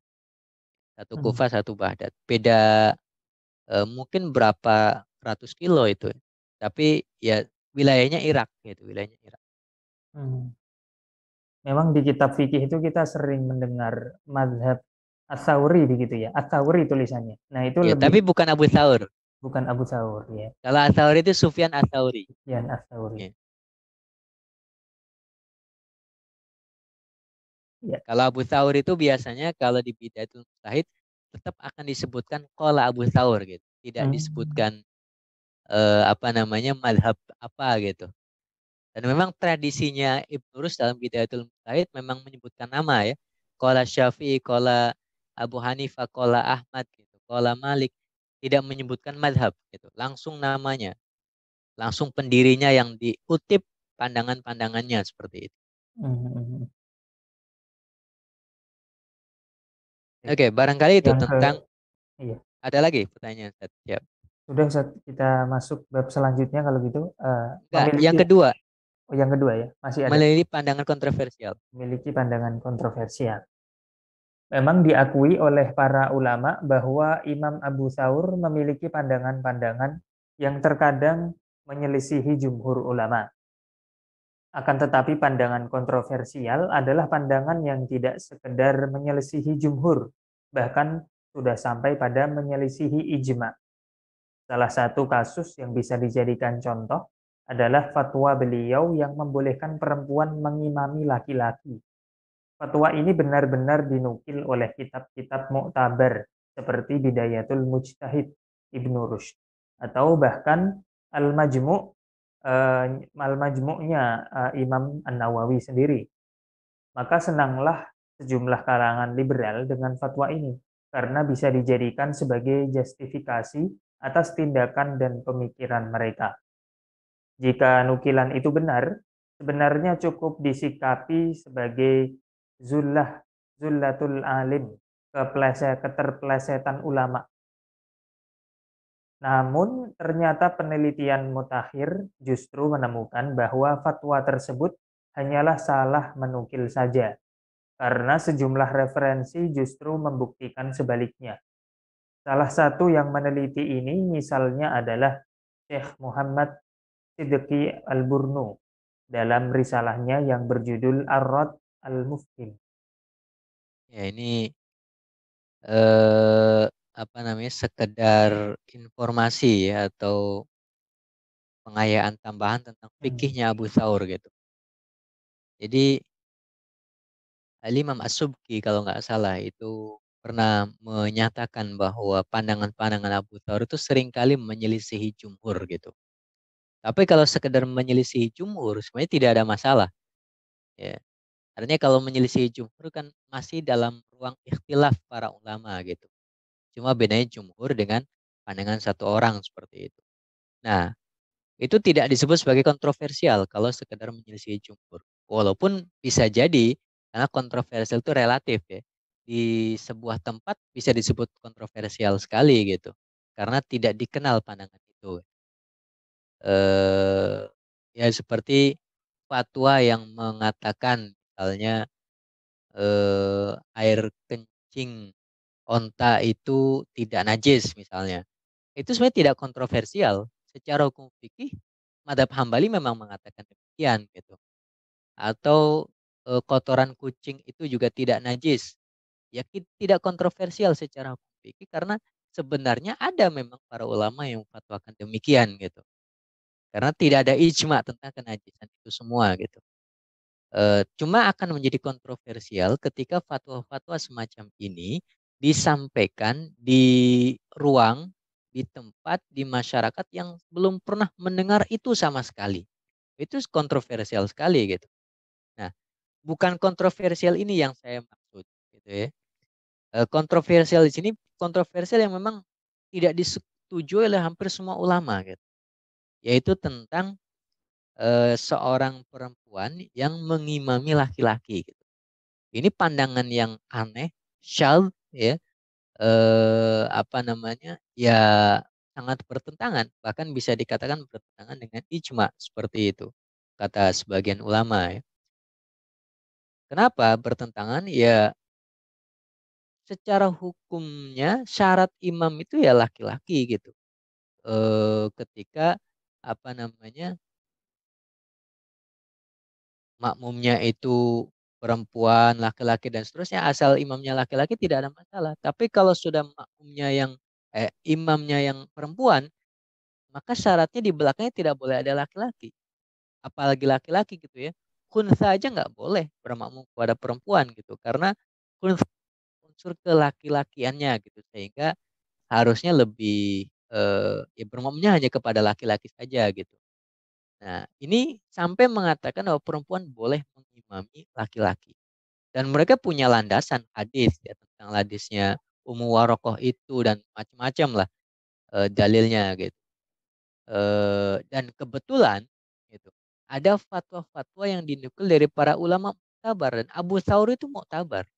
Bukan hanya Abu Thawr, Ibnu Jarir atau Bari juga dinukil memiliki pandangan yang sama. Al Imam Al Muzani periwayat kalau kejadid ya nanti akan kita bahas secara khusus tentang beliau pada pertemuan berikutnya juga dinukil memiliki pandangan yang sama bahwa mereka semuanya membolehkan seorang laki-laki diimami oleh seorang perempuan seperti itu di dalam sholat gitu di dalam sholat kita tidak bicara tentang kepemimpinan dan seterusnya itu juga meskipun mayoritasnya mengatakan wajib laki-laki dan seterusnya tapi ada perdebatan lah tapi kalau sholat itu sudah menjadi satu kesepakatan umat seperti itu. Tapi ada nukilan itu. Dan yang menukil bukan ulama sembarangan. Imam Ibnu Rushd gitu di dalam Bidayatul Mujtahidnya menukil bahwa Abu Thawr mengatakan atau membolehkan perempuan mengimami laki-laki. Bahkan termasuk Imam Nawawi di dalam Al-Majmu' juga menukil itu bahwa Abu Thawr, Imam Muzani seperti itu. Ini kan nukilan yang muktabar sekali karena yang menukil Imam Nawawi, yang menukil Ibnu Rushd seperti itu. Dan karena yang menukil tokoh-tokoh besar yang diakui, yang memang rujukan gitu ya, rujukan primer lah di dalam fikih Islam seperti itu, ya menjadi semacam angin segar bagi orang-orang liberal yang mengatakan ya tentang perempuan itulah, para feminis gitu ya, yang harus sama dengan laki-laki, punya hak yang sama dan macam-macam itu pemikirannya, jadi justifikasi gitu, jadi justifikasi. Nah, cuma sayangnya ya, mereka hanya memanfaatkan gitu pandangan Imam Muzani, Abu Thawr yang semacam ini. Pandangan-pandangan yang lain yang bertentangan dengan liberal tidak pernah dibaca, tidak pernah diikuti gitu. Kebetulan para ulama ini punya pandangan ini, wah dinukil, dihabis-habis, dibela habis-habisan dan seterusnya gitu. Padahal kalau dalam pandangan mayoritas ulama kita ikuti seperti itu gitu ya, maka yang namanya ulama terpeleset itu hal yang wajar. Allah akan mengampuninya karena itu hasil ijtihad gitu. Meskipun itu dianggap Kalau salah oleh mayoritas ulama, tapi Allah akan mengampuninya. Karena itu hasil ijtihad. Mustahid itu justru dengan kesalahan itu tetap mendapatkan pahala gitu. lahu ajrun Nah, wahid gitu saja. betul, satu ijtihad walaupun salah gitu ya, tapi itu dapat pahala. Beda dengan yang mendukungnya tahu jelas salah gitu ya. Tapi karena itu menjadi justifikasi atas pemikirannya, dibela habis-habisan, ditulis seilmiah mungkin dan seterusnya, ya itu bukan mendapatkan pahala, tapi bisa jadi mendapatkan dosa seperti itu. Dan tidak bisa dikatakan saya kan ikut ulama gitu, hanya sekedar apa namanya, ya justifikasi saja gitu. Kebetulan sesuai dengan selera mereka. Ketika ulama yang sama punya fatwa-fatwa yang sangat berbeda dengan orang liberal ini, biasanya juga tidak dinukil gitu. Kebetulan sama aja. Nah, kemudian dinukil. Ini kalau benar gitu bahwa Imam Abu Thawr itu memfatwakan boleh bagi perempuan mengimami laki-laki gitu. Itu kalau benar. Walaupun itu dinukil Imam Syafi'i, walaupun itu dinukil Imam Ibnu Rus, tetap gitu ya. Kalau itu benar, kita anggap itu sebagai zulatul alim. Apa itu zulatul alim? Keterpelesetan seorang ulama. Dan itu sangat mungkin terjadi dan biasa terjadi gitu. Apa namanya? Hal yang wajar gitu lah. Maka kalau terpleset itu jangan langsung, oh ulama ini apa namanya, pengikut hawa nafsu ini dan seterusnya. Cuma baru satu yang terpleset gitu. Dan itu hasil ijtihad. Kita memaafkan itu, Allah juga akan mengampuninya, bahkan memberikan pahala gitu. Yang mencela justru akan mendapatkan dosa. Tapi jangan dimanfaatkan itu untuk kepentingan-kepentingan, fatwa-fatwa yang menyesatkan seperti itu. Ini kalau benar. Walaupun itu dinukil Imam Syafi'i oleh Ibnu Nurus, saya tetap menggunakan istilah kalau benar gitu ya. Karena ini fatwa yang sangat bertentangan dengan mayoritas atau ijma para ulama seperti itu. Nah, kalau tidak benar bagaimana? Ya ini, justru ternyata gitu ya, ada penelitian yang dilakukan misalnya oleh Syekh Dr. Muhammad Sidki Al-Burnu di dalam salah satu risalah beliau, ya kajian singkat seperti itu dalam jurnal lah. Beliau punya tulisan berjudul Ar-Raddul Mufhim gitu ya. Ar-Raddul Mufhim bukan Mufhim. Mufhim ala man abaha atau ajaza gitu. Apa namanya? Li imamatil mar'ah lirojulil muslim seperti itu. Kurang lebih judul panjangnya. Pokoknya bantahan jawaban kepada mereka yang membolehkan perempuan mengimami laki-laki. Nah, kemudian salah satu bantahnya itu adalah tentang nukilan Abu Thawr ini. Bahwa ternyata nukilan ini bisa dimentahkan gitu. Meskipun dinukil oleh para ulama sabar, tapi sebenarnya ya berarti yang terpleset ini yang nukil gitu. Katakanlah demikian kalau menurut risalahnya Syekh Al-Burnu ini. Eh, yang terpleset bukan Abu Thawrnya, tapi yang nukil jangan-jangan. Kan kemungkinan itu bisa terjadi gitu. Ya, ulama juga yang menukil, tapi yang terpleset ya yang nukil ini jangan-jangan gitu. Dan Syai Al-Burnu ini memiliki data gitu dari beberapa kitab, misalnya Tabaqat Asy-Syafi'iyah Al-Kubronya As-Subki dan seterusnya, yang menyebutkan kalau misalnya Imam Abu Thawr membolehkan imam perempuan yang imam makmumnya laki-laki seperti itu, nyatanya dalam beberapa riwayat disebutkan beliau melarang ini dan itu apa namanya, bertentangan gitu ya, kontradiktif dengan fatwa tersebut seperti itu. Maka bisa jadi itu salah nukil gitu. Yang benar adalah yang ada di dalam Tabaqat Syafi'i Al-Kubro itu yang melarang misalnya.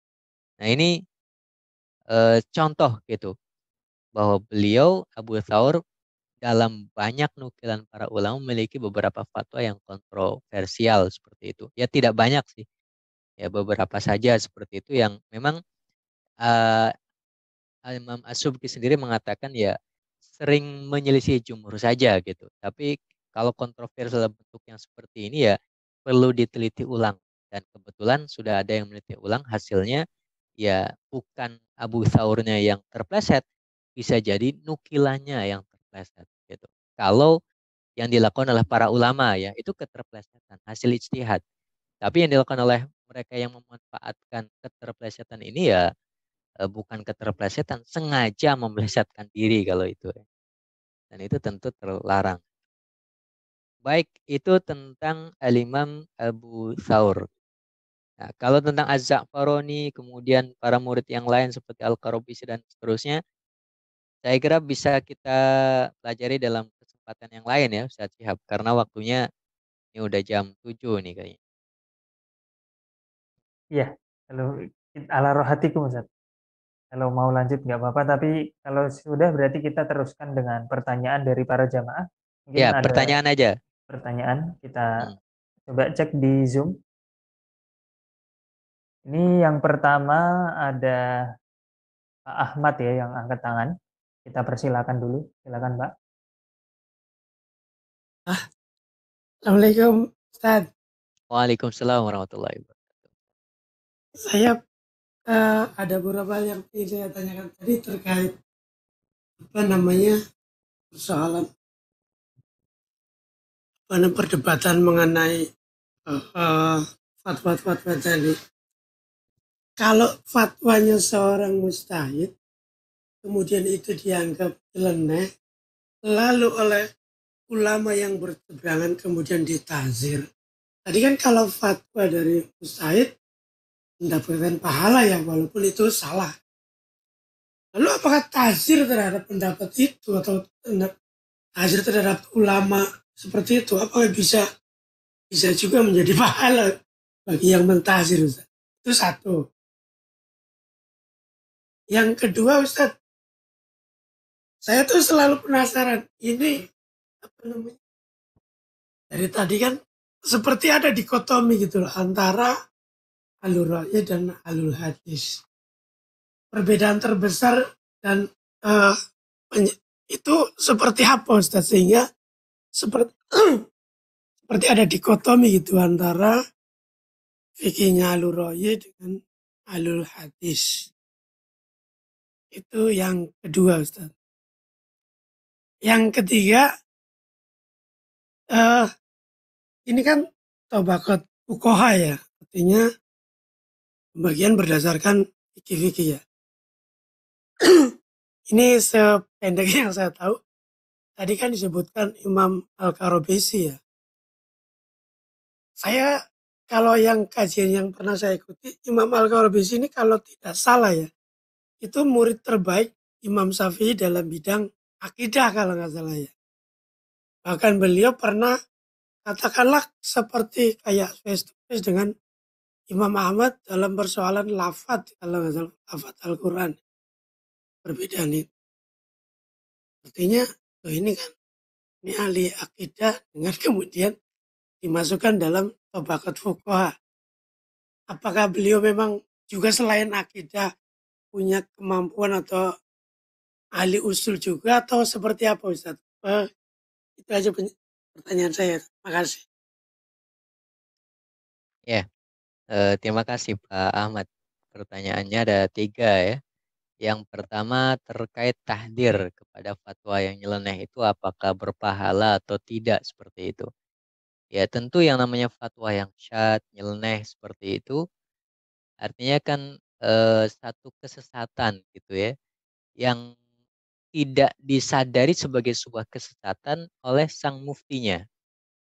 Eh, Dan yang namanya kesesatan kan tentu kita harus mengingatkan orang agar tidak mengikutinya seperti itu.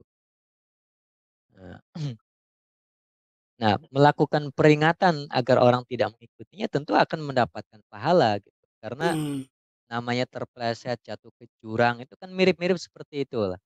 Cuma iya, orangnya iya. nggak ngerasa gitu. Nah, kita ngelihat orang mau jatuh ke jurang, jangan, nanti jatuh gitu.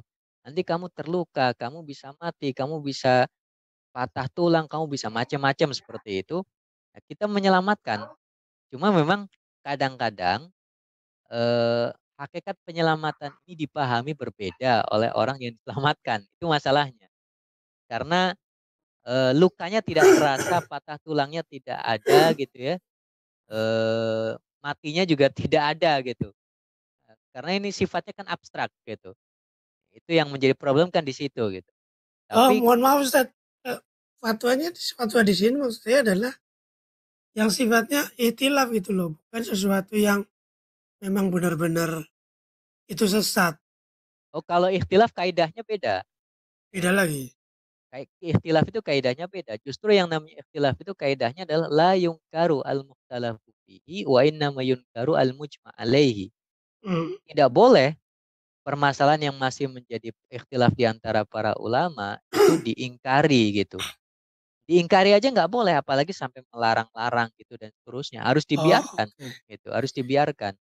Nah, tapi kalau fatwa yang nyeleneh disebut sebagai syad, ya. Syad itu tidak bisa Hmm, dimasukkan kepada ranah ikhtilaf. Misalnya oke. ke dalam bahasanya Imam Syafi'i, Imam Suyuti gitu ya. Ikhtilaf yang berarti ya hanya yang du haddun nadhari gitu. Lahu haddun nadhar yang memiliki apa namanya pertimbangan-pertimbangan yang memang layak untuk dipertimbangkan gitu sebagai ikhtilaf. Tidak semua ikhtilaf itu diterima gitu. Nah, tadi yang syad, nyeleneh dan macam-macam itu bukan ikhtilaf gitu. Tidak masuk kepada wilayah ikhtilaf ini. Maka harus Oke. diperingatkan. Harus diperingatkan. Baik, itu yang pertama. Kemudian yang kedua terkait dikotomi itu tadi. Eh ya, pertama harus saya apa namanya sampaikan terlebih dahulu bahwa dikotomi ini memang benar-benar terjadi, ada gitu ya. Tetapi hanya terjadi di masa lalu, tidak lagi di masa kini. Sudah tidak ada lagi yang namanya al hadis, al roi sudah tidak ada. Itu hanya realita yang pernah terjadi. Ada di dalam Hmm, sejarah sebagai sebuah cerita, sebagai sebuah kisah nyata seperti itu yang pernah terjadi di hmm, tengah-tengah fikih Islam gitu. Itu memang ada gitu. Dan memang beda antara alur dengan alur hadis seperti itu. Tapi itu di masa apa namanya katakanlah akhir tabi'in kemudian masuknya pendiri madhab gitu ya. Ya kemudian Mekah Madinah menjadi satu, Hijaz dan rivalnya adalah yang ada di Irak. Itu gitu. Cerita di masa lalu itu. Nah, Imam oh, Syafi'i itu datang untuk menggabungkan atau menghilangkan dikotomi itu. Gitu. Makanya kemudian beliau mengkritik ya pandangan-pandangan Imam Abu Hanifah dan juga mengkritik pandangan Imam Malik gitu. Itu dikritik semuanya gitu. Kemudian digabungkan gitu. Ya bukan hanya menggabungkan dua madhab itu yang paling utama ya. Beliau juga muridnya banyak madhab-madhab tadi yang saya sebut sampai ada berapa tadi 6 guru ya dengan madhab yang berbeda-beda itu tadi gitu. Ini sudah tidak ada lagi dengan lahirnya Imam Syafi'i. Tapi awalnya memang ada dikotomi itu gitu. Apa perbedaannya? Yaitu tadi kalau yang Irak itu kental ya dengan kias, kental dengan analogi-analogi, logika-logika seperti itu. Dan semua pertanyaan pasti bisa dijawab ya, karena dengan logika semua bisa masuk gitu. Tapi kalau di Madinah atau di Hijaz, Alul Hadis, itu tidak semua pertanyaan dijawab gitu. Ya tunggu dulu ada hadisnya atau tidak. Minimal ada asar dari sahabat, dari tabiin atau tidak. Itu hmm. paling utama. Kalau ternyata tidak ketemu, ya mau mengkiaskan itu tidak butuh keberanian yang luar biasa gitu. Ya paling yang bisa terjadi biasa dilakukan ya kemaslahatan gitulah. Hmm. Kemaslahatan. Itu ro'yu yang ada di Al-Madinah itu di situ dari sisi kemaslahatan. Jadi memang terjadi dikotomi itu. Itu di masa lalu. Di masa sekarang ya para ulama Hanafiyah al-hadisnya sudah sangat banyak gitu ya. Dan juga punya kritik internal terhadap madhab Hanafi sendiri dan seterusnya. Begitu juga yang terjadi di kalangan murid-muridnya Imam Malik, murid-muridnya Imam Syafi'i gitu. Jadi sudah Hmm. tidak ada lagi. Oke. Itu yang kedua ya. Yang Ya. ketiga sebentar tentang akidah ya, akidah Al-Karobisi. Ya. Eh sebenarnya ini beda pembahasan.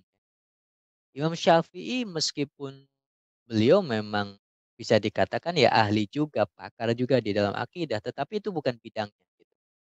Hmm. Itu bukan bidangnya. Artinya kalau kita mau bicara akidah, ya bisa saja kita merujukan kepada Imam Syafi'i gitu, karena beliau ulama besar yang untuk ukuran apa namanya kita ya rujukan akidah juga gitu, karena Hmm. semua disiplin ilmu sangat dikuasainya gitu. Tapi kalau mau kembalikan kepada disiplin ilmu akidah atau tauhid ya kita tidak merujukan itu kepada Imam Syafi'i gitu. Jadi Oke. ada jalurnya sendiri-sendiri gitu. Oke. Biasanya kalau kita bicara fikih ya Abu Hanifah, ya Malik, ya Syafi'i, ya Ahmad gitu. Kalau kita bicara tasawuf ya kita bicara Imam Al-Junaid misalnya, Imam Al-Ghazali eh, eh, dan para ulama tasawuf yang lainnya seperti itu ya. Oke. Kemudian kalau kita bicara tentang nahwu ya ada sih pakar nahwu yang ahli. Imam Syafi'i juga pakar nahwu sih gitu ya. Oke. Bahasanya luar biasa, tapi kita tidak bicara nahwu dengan Imam Syafi'i gitu. Hmm. Siapa Oke. nahwu? Ya yang mengarang Alkitab gitu ya. Yaitu Sibawai gitu. Kisai. Itu nahwu kita ke sana gitu. Nah, Hmm. begitu juga ketika kita bicara akidah kepada siapa? Ya Abu Hasan Al-Asy'ari, Abu Ja'far At-Tahawi, Abu Mansur Al-Maturidi gitu. Oke. Pakar-pakar akidahnya kembali ke sana gitu. Sedangkan Hmm. Al-Imam Al-Karobisi, muridnya Imam Syafi'i, beliau pakar usul fikih, pakar fikih, murid terdekat, murid yang meriwayatkan qaul qadimnya Imam Syafi'i seperti itu. Akidahnya ya bisa diambil juga karena beliau juga untuk ukuran kita ya sangat pakar dalam akidah seperti itu ya. Sangat pakar dalam akidah. Tapi kalau kita bicara akidah, nanti kembalinya akan kepada siapa? Biasanya ada jalurnya sendiri-sendiri seperti itu. Oke. Mudah-mudahan bisa dipahami. Siap, siap, siap. Syukur Ustaz. Afan, afan.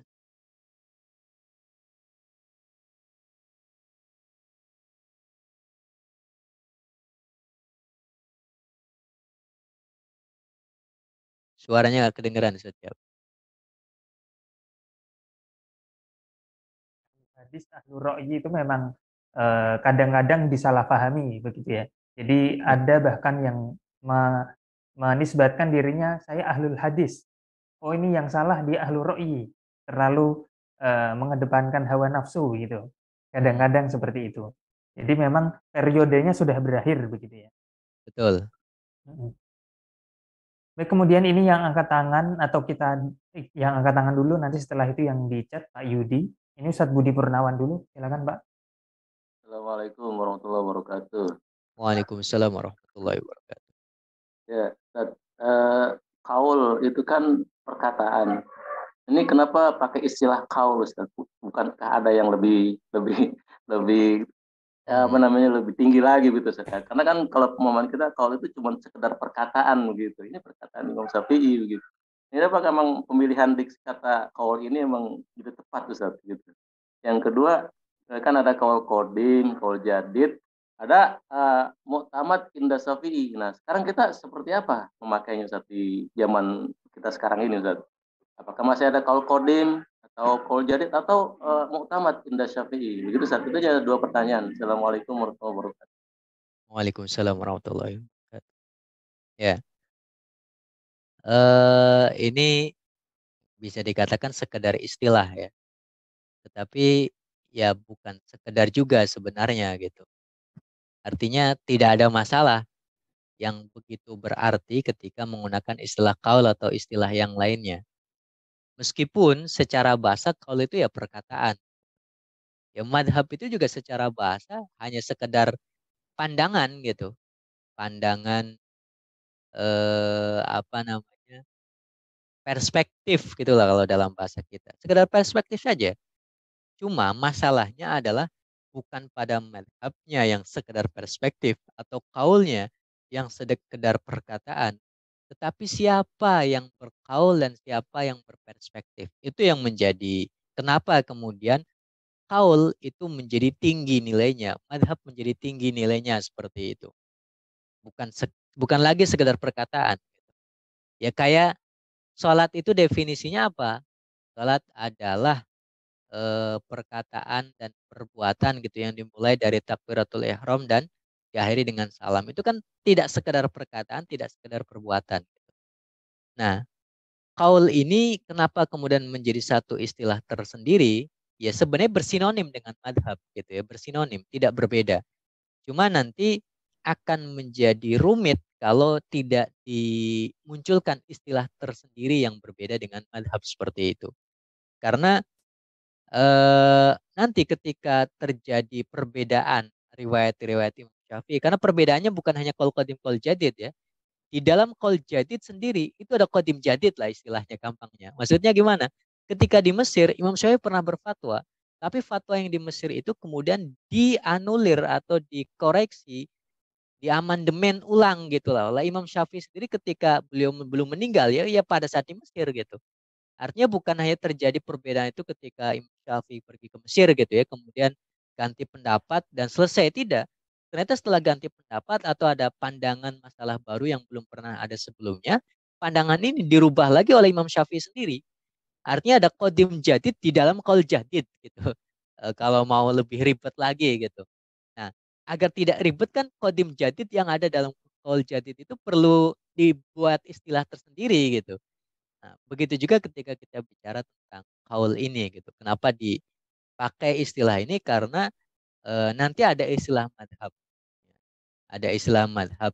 Kalau kemudian pakai istilah madhab Syafi'i, Qadim, dan Jadid, tidak pakai istilah kaul, nanti ada pandangan para ulama Syafi'iyah, para ashab gitu.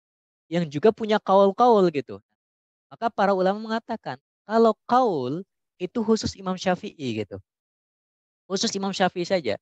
Kalau nanti para muridnya, kemudian muridnya lagi punya pandangan, yang pandangan ini layak dipertimbangkan di dalam madhab gitu ya. Karena tidak semua pandangan ulama madhab dipertimbangkan. Yang layak dipertimbangkan biasanya disebut sebagai ulama ashabul wujuh seperti itu. Nah, maka kalau pandangan dari para ulama madhab itu disebut sebagai wajhun. Wajhun. Nah, ini istilah lagi ini. Tidak disebut sebagai kaulun. Kaulun itu hanya untuk Imam Syafi'i gitu. Yang ternyata Imam Syafi'i kaulnya tidak hanya satu, tapi ada kaul qadim, kaul jadid. Kaul qadim itu ada apa namanya lama barunya, kaul jadid itu ada lama barunya juga gitu. Itu rumit lagi itu. Nah, itu khusus Imam Syafi'i. Tapi kalau untuk murid-muridnya dan juga para ulama Syafi'iyah yang pandangan mereka dipertimbangkan di dalam madhab itu tidak disebut sebagai kaul, tapi disebut sebagai wajhun gitu. Para pemiliknya disebut sebagai ashabul wujuh atau sahibul wajh. Gitu. Ini istilah di dalam kemadhaban khususnya dalam madhab Syafi'i seperti itu. Maka kenapa pakai kaul ya? Sebenarnya bisa pakai apa saja, cuma para ulama kita kemudian menentukan kaul itu untuk Imam Syafi'i gitu. Nah, nanti ketika sudah terjadi perbedaan antara Imam Syafi'i dengan muridnya dan seterusnya, dan para muridnya lagi punya perbedaan yang sangat luas gitu ya, itu nanti akan dipilihkan mana yang menjadi madhab resmi. Karena internal sendiri terjadi khilaf. Khilafnya sangat kuat gitu. Kan nanti murid para penganut madhabnya bingung. Yang Syafi'i yang mana gitu? Kok kata Imam Nawawi begini, Rafi begini, semuanya mengaku Syafi'i ya. Maka dipilihkanlah mana madhab resmi Syafi'i. Yang bisa jadi berbeda dengan Imam Syafi'i, tapi ini madhab gitu. Nah, yang disebut sebagai madhab itulah yang disebut sebagai mu'tamad. Gitu. Madhab itu mu'tamad itu sendiri gitu. Ya. Jadi kalau sudah disebut wa alal madhab, itu maksudnya adalah yang mu'tamad itu. Jadi istilah madhab itu definisinya berkembang ya. Dulu hanya pandangan Imam Syafi'i seorang. Semakin ke sini pandangan muridnya. Semakin ke sini lagi itu pandangan yang dipilih oleh Imam Nawawi dan Rafi'i. Semakin ke sini lagi itu menjadi semakin spesifik sekali itu. Nah, itu yang mu'tamad itu maksudnya. Madhab-madhab yang ya al-madhab itu maksudnya adalah al-mu'tamad itu. Jadi yang dipakai sampai hari ini ya yang mu'tamad itu. Tapi kadang-kadang mu'tamad itu susah diamalkan, tidak bisa, berat dan seterusnya, maka diperbolehkan nanti para muftinya yang melakukan kerja-kerja tertentu untuk berfatwa yang berbeda dengan mu'tamad, tetapi masih ada di dalam lingkaran madhab Syafi'i seperti itu. Dan ada kaidah. Nanti ada khusus lah. Kita akan bicara tentang tahrir madhab Syafi'i pada episode tertentu lah. Ketika bicara Syekhon Nawawi Rafi'. Insya Allah akan lebih rinci dibanding dengan sekadar penjelasan singkat ini. Wallahu a'lam bishawab. Istilah-istilah dalam madhab itu memang banyak begitu saja. Banyak sekali, Dan betul. setiap madhab berbeda-beda. Beda-beda. Dan istilahnya kadang-kadang sama. Ada syekhon di dalam madhab Hanafi, syekhon dalam madhab Maliki, syekhon Syafi'i, syekhon dalam madhab Hambali gitu. Tapi dia menunjukkan kepada orang yang berbeda-beda tergantung madhabnya apa. Maka kalau kita baca kitab, wah ini syekhon nih. Syekhon madhab apa dulu gitu. Jangan langsung ditafsirkan ini maknanya adalah ya dalam hadis saja syekhon itu maksudnya Bukhari Muslim gitu kan. Rawahu syekhon. Ternyata maknanya bisa berbeda ketika beda madhab, bahkan ketika beda disiplin ilmu seperti itu. Penting sekali Ustaz. Nanti Betul. gampang terkecoh soalnya nanti ya. Syekhon ya Iya. nanti salah orang. Bahaya. Betul. Kemudian kita lanjutkan pertanyaan dari Pak Yudi di chat. Saya baca dulu. Apakah Imam Syafi'i memiliki keturunan yang menurunkan keilmuan beliau seperti halnya Imam Hambali? Ada salah satu anaknya yang jadi pewaris ilmu beliau. Lalu adakah muridnya Abu Thawr yang sekaligus menjadi muridnya Imam Syafi'i? Syukran Ustaz. Imam Ahmad itu ada dua ya anaknya yang menjadi apa namanya ulama seperti itu. Abdullah yang tadi kita meriwayatkan beliau bertakziah ya kepada Imam Abu Thawr itu ulama bidang fikih, hadis dan seterusnya. Kemudian satunya Soleh ya, Soleh sama Abdullah itu anaknya Imam Ahmad. Dan mereka periwayat ya pandangan-pandangan ayahandanya yang juga pendiri madhab Hambali itu. Nah, kalau Imam Syafi'i beliau punya ya anak juga tapi ya levelnya memang agak berbeda ya dengan para murid langsungnya Imam Syafi'i. Ada yang jadi qadhi anaknya Imam Syafi'i itu. Istrinya Imam Syafi'i itu kan keturunannya Utsman. Keturunan Utsman bin Affan. Kemudian punya anak tiga. Satu laki-laki, dua perempuan. Ada yang namanya Zainab. Yang laki-laki itu namanya Abdullah kalau nggak salah. Makanya Imam Syafi'i itu disebut Abu Abdullah. Gitu. Sama seperti Imam Ahmad itu. Ya, Abdullah sama Soleh. Jadi qadhi ya. Tidak sampai apa namanya selevelnya Muzani, tidak sampai selevelnya apa namanya Abu Thawr itu tadi yang jadi pemikir-pemikir yang diikuti gitu oleh banyak pengikut gitu. Tapi punya anak yang bermadhab Syafi'i gitu. Tapi ya levelnya berbeda dengan para murid Imam Syafi'i sendiri seperti itu. Ya, tidak terlalu disebutkan lah di dalam ketika kita bicara perbedaan-perbedaan pandangan di dalam fikih Syafi'i. Dan terus menurunkan ya ada yang jadi ulama, ada yang tidak seperti itu. Ini tentang Imam Syafi'i. Kemudian tadi yang Abu satu Thawr. lagi Abu Thawr ya pengikutnya. Yang juga sekaligus menjadi murid Syafi'i. Allahu alam. Kalau itu saya nggak tahu itu. Apakah ada murid Abu Thawr yang sekaligus menjadi murid Imam Syafi'i gitu. Ya kalau dari sisi kemungkinan sih bisa jadi ya. Jadi Ikut karena bapaknya gitu. Allahu alam ya. Kalau kita bicara kemungkinan kan pada saat misalnya Abu Thawr belajar kepada Imam Syafi'i, ternyata ada muridnya Abu Thawr yang juga belajar kepada Imam Syafi'i. Sebagaimana tadi Abu Thawr belajar kepada Sufyan bin Uyainah, yang Sufyan bin Uyainah itu gurunya Imam Syafi'i juga gitu. Kemungkinan itu ada gitu, tapi saya tidak menemukan datanya siapa. Wallahu alam. Iya.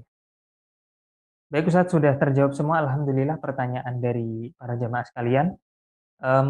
Insya Allah setelah pertemuan kali ini di minggu depan kita kembali akan membahas para murid yang lain, Azza Faroni dan yang lain-lain, atau nanti kita langsung masuk ke Qaul Al-Jadid, Ustadz. All jadid aja ya, Qaul Jadid saja. karena nanti kita jadi mengulang-ulang terlalu lama nanti. Iya. Insya Allah berarti di minggu depan adalah kita belajar tentang bagaimana pandangan Qaul Jadid para murid dari Imam Syafi'i yang meriwayatkan Betul. Qaul Jadid beliau insya Allah. Kemudian berarti kita sudahi Ustadz pertemuan kali ini. Ya. Ya, terima kasih Ustadz Sutomo atas materi yang disampaikan. Semoga ilmu yang kita dapatkan menambah wawasan kita dan juga tentunya bisa memberatkan amalan kita. Amin ya rabbal alamin. Kita doakan sama-sama semoga Ustadz Sutomo selalu dalam kesehatan dan dimudahkan segala urusannya. Amin ya rabbal alamin. Para jamaah semua juga terima kasih atas kehadirannya membersamai kita di pagi hari ini. Semoga nanti di minggu depan kita masih bisa diberikan kesempatan untuk belajar kembali bersama.